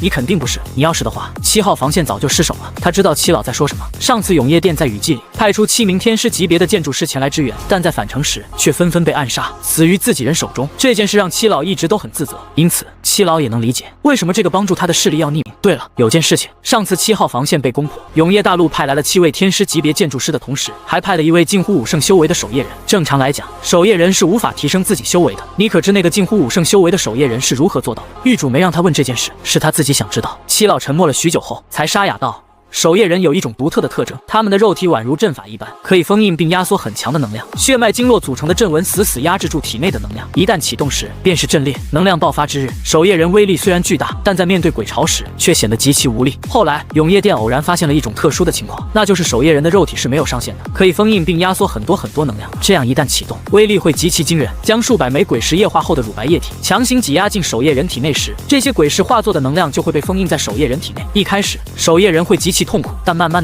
的，身体就会适应这种痛苦，且肉体可封印的上限也可得到提升。而这个时候，这个守夜人便是2级修行者了，他们可以爆发出比寻常守夜人更大的威力，不断重复便可成为武王、武皇乃至武圣守夜人。虽然痛苦程度会不断增加，但这种修为的守夜人一旦启动，威力是惊天动地的。少秋没有第一时间回话，而是顺着七老的视线望向7号防线那源源不断的鬼巢。他想起来樊玉的大鱼也是一个守夜人，守夜人的结局好像就注定了是个悲剧一样，而这个命运甚至都不是自己选择的，生来便已注定。七老神情有些恍惚地继续道：所有永业殿的被培养的守夜人都是守夜人自愿接受被注射的，他们想自爆的动静更大一点，让天地间记住他们的存在。鬼巢肆虐，有人暗投鬼族，泄露机密，有人舍身忘义，与天殉葬。很多势力完全无视了7号防线的支援请求，而你们，我甚至都不知道你们是什么势力，更未向你们发出求救，你们就主动送来了支援。这个世界上一定有很多不好的事情，但正是那些好的事情，让我们觉得舍身保护的这片大陆是件很有价值的事情。死也死得值了。少秋沉默着没有回话，只是安静站在原地望向7号防线外。铺天盖地的鬼巢如瘟疫般冲击着7号防线，彼此起伏的高吼声在城墙上不断响起，的爆炸声和下方溅在空中的血花，形成了这片战场的主旋律。七老今日好像有些忍不住想说些话，也不管少秋回不回，自顾自地叨叨着。但少秋也渐渐听不见七老的声音了，他的注意力完全被7号防线外的鬼巢吸引了过去。在第一次来到7号防线的时候，他包括所有暗格成员都不由升起一种失落感，因为他们的修为在这种大规模的战场上根本就起不到什么作用，对战场的左右影响是极低的。但现在他找到自己方向了，他的方向不在防线，在后方。永业大陆里的那些内鬼就由他们暗格来拔除吧。当樊玉正式进入永业大陆腹地那一刻，所有内奸都将会迎来樊玉暗格的逐一审判，这是他擅长的事情，也是暗格擅长的事情。经过一夜战斗，天渐渐亮了，永夜如期退去，7号防线的众人也各自忙碌起来。少秋也准备离开了，他拒绝了七老再次准备宴席的想法，独自一人在食堂里找到了刚起床的刘叔。刘叔如往常一样坐在那里，桌上摆着2碗饭，他知道其中1碗是他的。少秋走至桌边，端起手里的这碗汤面，狼吞虎咽的大口吞完后，才颇为满足的抹去嘴角油渍，抬头望向坐在对面的刘叔，笑了起来。谢了。如往常一样，在7号防线这半年内，他负责夜间守护7号防线，刘叔负责白天工作。两人见面的时间不多，基本上只有吃饭时能看见。而在交接时，刘叔总是会利用自己能先打饭的特权，为他打好一份饭，让他不用排队能吃到最热乎的饭。谢什么？刘叔撇了撇嘴，用手里的烟斗敲了敲自己仅剩的大腿根部。7号防线的规矩，残疾者可优先打饭，有特权让我用，不用也是浪费了。看出来你是要回去了吧？去吧，我就不送你了。刘叔像是驱赶苍蝇一般，也没看少秋，只是有些不耐烦地挥了挥手中的烟斗。少秋起身，有些微微迟疑地开口道：刘叔，要不要跟我一起走？我可以保你比在7号防线多活几年。不走。刘叔冷嗤一声：我父亲没走，我儿子没走，搁我这儿我就能走了，更何况我腿都没了，能走哪去？那我走了，走吧。少秋停顿了片刻后，也没再回头，刘叔也没回头，良久后才恍惚地长叹了一口气，最终还是忍不住回头望向身后。只见那辆如长龙般的高铁已经正以极快的速度朝关东平原驶去。他缓缓扶着身边拐杖起身，望向那渐渐消失在视野尽头的高铁，低声呢喃着：少秋，少秋。年少不知秋风意，回首方晓岁月寒。原本死气沉沉的7号防线，因少秋的到来，让他也感觉自己年轻了不少。少年心气是不可复生之物，他很久之前也想去看看永业大陆全貌，甚至想去永业前线，但现在他哪也去不了。7号防线容纳了很多无家可归的失败者，像他这种失去双腿的半残之人，离开7号防线又能去哪呢？死在7号防线是他们唯一的归宿。他们不是守夜人，但又酷似守夜人。天亮了，永业历380年7月8日，无名山内，陈凡如往常一样早起来，来到江北防线。今天继续开始打造江北防线。江北防线已经差不多要正式完工了，如昨日一样，他开始再次打造一座建筑。当黄昏来临后，在连续忙碌数天的江北防线彻底竣工，陈凡站在江北防线的城墙上，望向江北防线的头尾镜头，眼里满是满意。他来到这个世界已经接近2年了，这2年内，他打造出了一条长达170公里江北防线，清一色5级城墙，镜控选项，鬼穴纹路，这是一座完美的防线。陈凡没有任何人陪同，就这样独自一个人拄着手杖，沿着江北防线走在城墙上，感受自己打造下来的这个江北防线。走着，陈凡停了下来，停在一座式神炮塔面前，望向远处海面笑了起来。我准备好了，来吧。时间一点一点流逝，时间来到了年末，永业历380年10月末，雨季即将降临。过去半年了，这半年内繁育的发展稳步推进着，新大陆那边开采也在继续，王麻子的探索也在继续，如今已经近乎将整个大陆全部探索完毕。再根据计算后，得出了一个结论，将整个新大陆用鬼火笼罩全部区域，需要大概169361座满级鬼火。只是雨季即将来临，温度也渐渐低了下来。陈凡裹着一个毛毯，坐在1号洞穴城墙的摇椅上，望向手里王魁呈上的数字，沉默着，久久不语。狱主王魁低声汇报道，根据我们计算，想要将整座新大陆全部用鬼火笼罩的情况下，需要消耗33.8亿枚鬼石左右，总铺设时间预计在1年。陈凡眉头微微皱起，盯着牛皮纸上的这串天文数字，良久才长叹了一口气，靠在椅背上，摆了摆手，示意王魁可以先下去了。这个数字吓到他了，这真的是人能完成的任务吗？如果他不是拥有那个鬼火的天道赐福效果，哪怕他有足够的鬼石，也没有这么多天才地宝够他来完成任务。时间流逝，永业历380年10月末，今年雨季即将来临，距离海底鬼巢登陆还有2年。天刚蒙蒙亮时，陈凡便带着瘸猴还有少秋和几个繁育暗格成员，坐上了前往关东平原的高铁。3个时辰后，这辆繁育高铁一路南下江南，缓缓停在7号防线前。正值半下午，7号防线一众骚动后，一个满头白发的老者便带着几个手下，从人群中快速朝高铁走来。数月以来，再次见到了这个高铁，陈凡从怀里掏出一个面具，比划了一下，但想了想又扔在一旁，没有太大意义。这群人没听过他名字，就算看见他面容，也不知道他是谁。高铁停稳后，他才走下高铁，站在这片充满着死气的土地上。这位是七老，此时已经快速迎来，在看见少秋跟在其身后时，很快反应过来。无名。陈凡望向七老，平静道：“名字只是代号，距离雨季降临没几天了。7号防线虽然身为6级城墙，但没有恢复手段，我来帮7号防线加点恢复手段，可让防线更为坚固。”是。七老先是微微一愣，随后声音都有些发颤。7号防线全体成员都好了。陈凡轻声道：“场面话就不说了，带我上城吧，我其实有点赶时间的。”城墙上，这是陈凡第一次登上7号防线，他站在城墙上，翻身上了一匹骷髅马，沿着城墙开始狂奔，并每隔一段距离都会布下一座祭坛，并铺下一根根铜管。这些铜管没入城墙内，通过和祭坛相连，可通过祭坛来恢复城墙的受损区域。一个极不起眼的建筑，却可大幅提升城墙的恢复速度。3日后，陈凡有些疲惫地站在繁育高铁旁，而七老则是带着一众7号防线核心成员前来送别。这3天内，陈凡彻底改造了7号防线。被陈凡改造的7号防线，若是再遇到上次雨季里那种规模的鬼巢攻击，基本上是不可能再失手了。这帮助不可谓不大，从骨子里解决了他们7号防线的问题。先生，七老此时眼眶通红，声音有些发颤，我不知道该怎么感激你，但我想让先生你知道，你挽救了7号防线上下全体成员67万人的性命，你拯救了关东平原数百万还存活的人口。陈凡站在荒原上，望向7号防线。这3日内，他奔波在7号防线上鲜少停歇，见了不少人。此时准备离去前，无数人站在7号防线墙根下目送他。一眼望去，7号防线墙根下站满了密密麻麻的人，每个人脸上都带着一种漠然，那是一种已经看淡生死的漠然，但瞳孔里又浮现出一丝希翼。这里的每个人都是死人，但此时好像又活了起来。他停顿了一会儿后才轻声道：“我观察过7号防线的主要炮塔是箭雨炮塔，死于这种炮塔下的鬼物可保持尸首近乎完整。你们平日里是怎么处理鬼物尸体的？7号防线每天能诞生不少鬼物尸体，剥皮、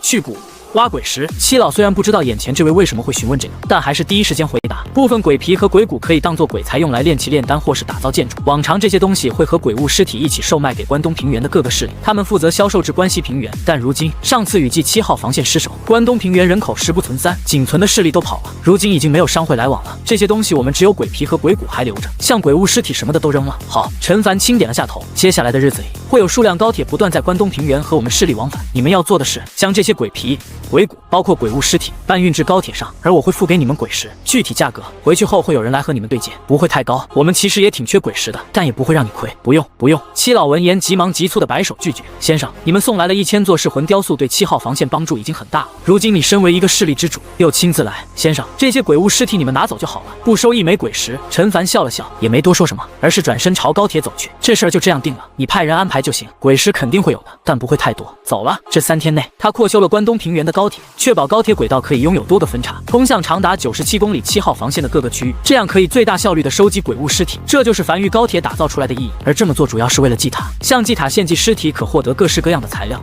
异宝、建筑蓝图等。繁育的鬼物尸体并不多，主要是神炮一发下去后，尸体直接成粉碎了，根本无法献祭。七老深吸了一口气，有些恍惚地望向身后人，以后挖去鬼石的时候，尽可能保证尸体完整，将鬼物尸体全部收起来。好不容易我们能做到一点事情，别给搞砸了。他望向身后人，这些7号防线的核心成员，此时眼里满是笑意。一扫往日灰暗，永业历380年10月31日近黄昏，从关东平原返程的繁育高铁正疾驰在江北荒原上，向着无名山的方向笔直而去。窗外淅淅沥沥的雨水敲打在车厢上，丝丝凉意渗入车厢内。下雨了，今年雨季又来了。不久后，高铁缓缓停在无名山内时，永夜如期而至，极其粘稠且的黑暗迅速笼罩了整个江北荒原，震耳欲聋的雷声开始此起彼伏的不断响起。陈凡走向高铁，望向港口方向，他知道安置在那里的通天柱已经开始继续储能了。回到无名山后，陈凡径直走向木屋开始入睡。这几天确实比较疲惫，同样繁育成员也对雨季没有太多波澜，依旧如往常一样忙活着手里的事儿。雨季降临后，第一个白天，陈凡早早从屋内睡醒后，第一件事便是打造一座座鬼火，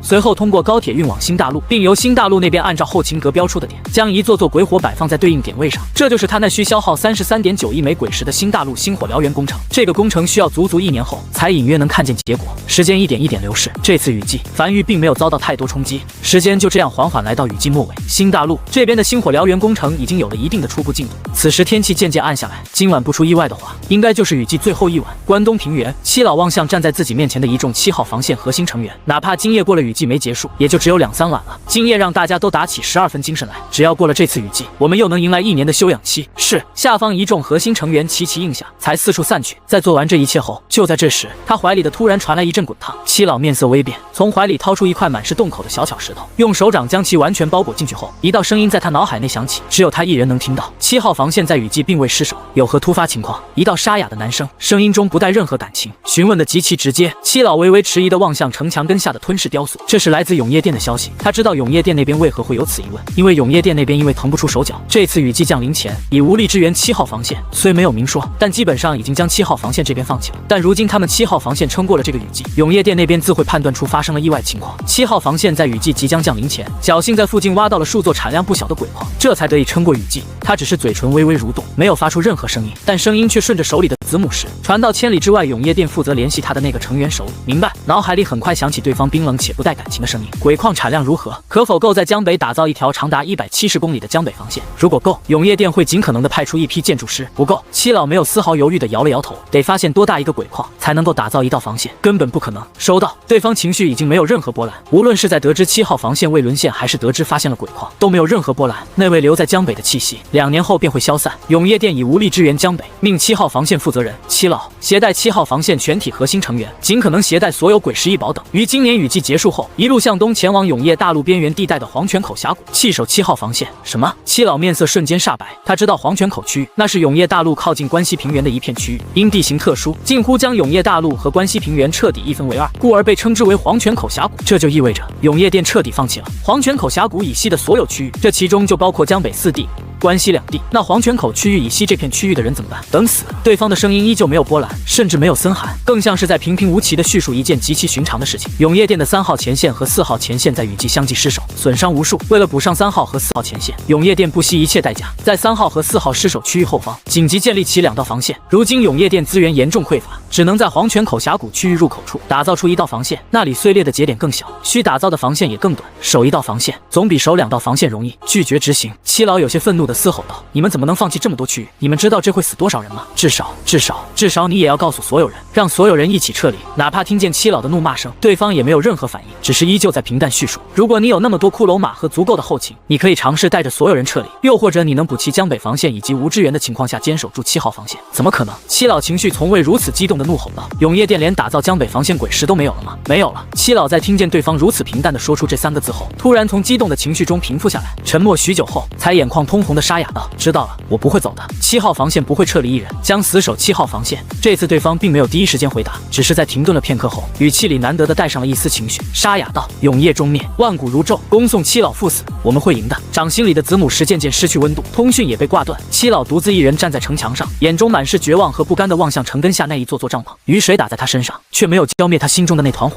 让他只觉得越来越烦躁。不知过了多久，终于压抑不住情绪的七老，神情近乎崩溃地怒吼着，用脚疯狂踹向面前的城墙。明明，7号防线已经守住了这次雨季，形势明明已经变好了。7号防线不出意外的话，接下来几次雨季也不会有什么问题。但永夜殿已经无力打造江北防线，决定弃守这片区域。这则消息彻底打碎了他的幻想。那位先生，对，那位先生。突然反应过来的七老，像是溺水之人抓住一根稻草般，眼中闪烁着一丝希翼，开始快速在怀里摸索着传音符。但很快，他又僵在原地。那个先生并没给他留下传音符。最重要的是，就算联系到又如何？哪怕对方是从上古时就传承下来的势力，又如何？一个势力怎么可能打造得起一道防线？瞳孔里布满红血丝的七老正站在原地，望向城墙根下那一座帐篷。而恰逢此时，一个7号防线的成员在路过他身边时，忍不住情绪激动，尽可能压抑住情绪的低声道：“七老，我们守住了。”声音压得极低，但语气中透露出来的兴奋却几乎要溢了出来。七老微微一愣，最后才强行挤出一个有些难看的笑容：“是啊，我们守住了。”如墨般的厚重黑暗从天边涌来，永夜降临了。这是雨季的最后一晚，所有7号防线的成员都很兴奋，涌上墙头，准备守住这最后一夜。最后关头不能松懈，个个怒吼着望向防线外从海里冲出来的无数鬼潮，仿佛在挑衅，又或是在庆祝一样。死气沉沉的7号防线上，在此之前从未有过这一幕，每个人脸上都洋溢着一种前所未有的希冀和兴奋。然而，只有七老一个人怔站在原地，抬头望向头顶那无穷无尽的黑暗，以及那铺天盖地的倾盆大雨，只觉得一股令人窒息的绝望将他彻底淹没。他甚至觉得呼吸隐隐困难，下一刻眼前一黑，竟直接晕厥在地。第2日天亮了，雨停了，晴空万里。持续了30日的大雨，在天亮的那一刻瞬间停了。陈凡走上1号洞穴的城墙上，望向外面，慵懒地伸了个长长的懒腰，才笑着望向身后少秋：“走吧，陪我去7号防线一趟。雨季里7号防线应该积攒了不少鬼物尸体，这第一批货还是得我们亲自去一趟才行。王奎，你从库里清点出来一批鬼石装高铁上。”雨季结束了，他看了眼挂在城墙上的日历，永夜历381年年初，又是新的一年，距离海底鬼潮登陆只有2年了。走了，天气渐冷，陈凡坐在繁育高铁上，沿着轨道一路南下江南，准备前往7号防线。他望向窗外的景象，轻哼着无名小曲，他心情还算不错。新大陆那边的星火燎原计划有条不紊地进行着，7号防线这边也能收取一大批鬼石，繁育正在稳步快速发展，一切都在变好。就这样，高铁抵达了7号防线。从高铁上走下来的陈凡望向颇为热闹的7号防线，仔细观察了片刻，笑了起来。虽然嘈杂，但每个人脸上都洋溢着兴奋。显然7号防线不但守住了，而且伤亡应该也很小，以及那垒起一座小山的鬼物尸体都是他的，能在祭塔里兑换不少东西。很快，七老带着几个手下从嘈杂的人群中走出，来到他面前。七老，陈凡扫了眼四周，笑着随意道：“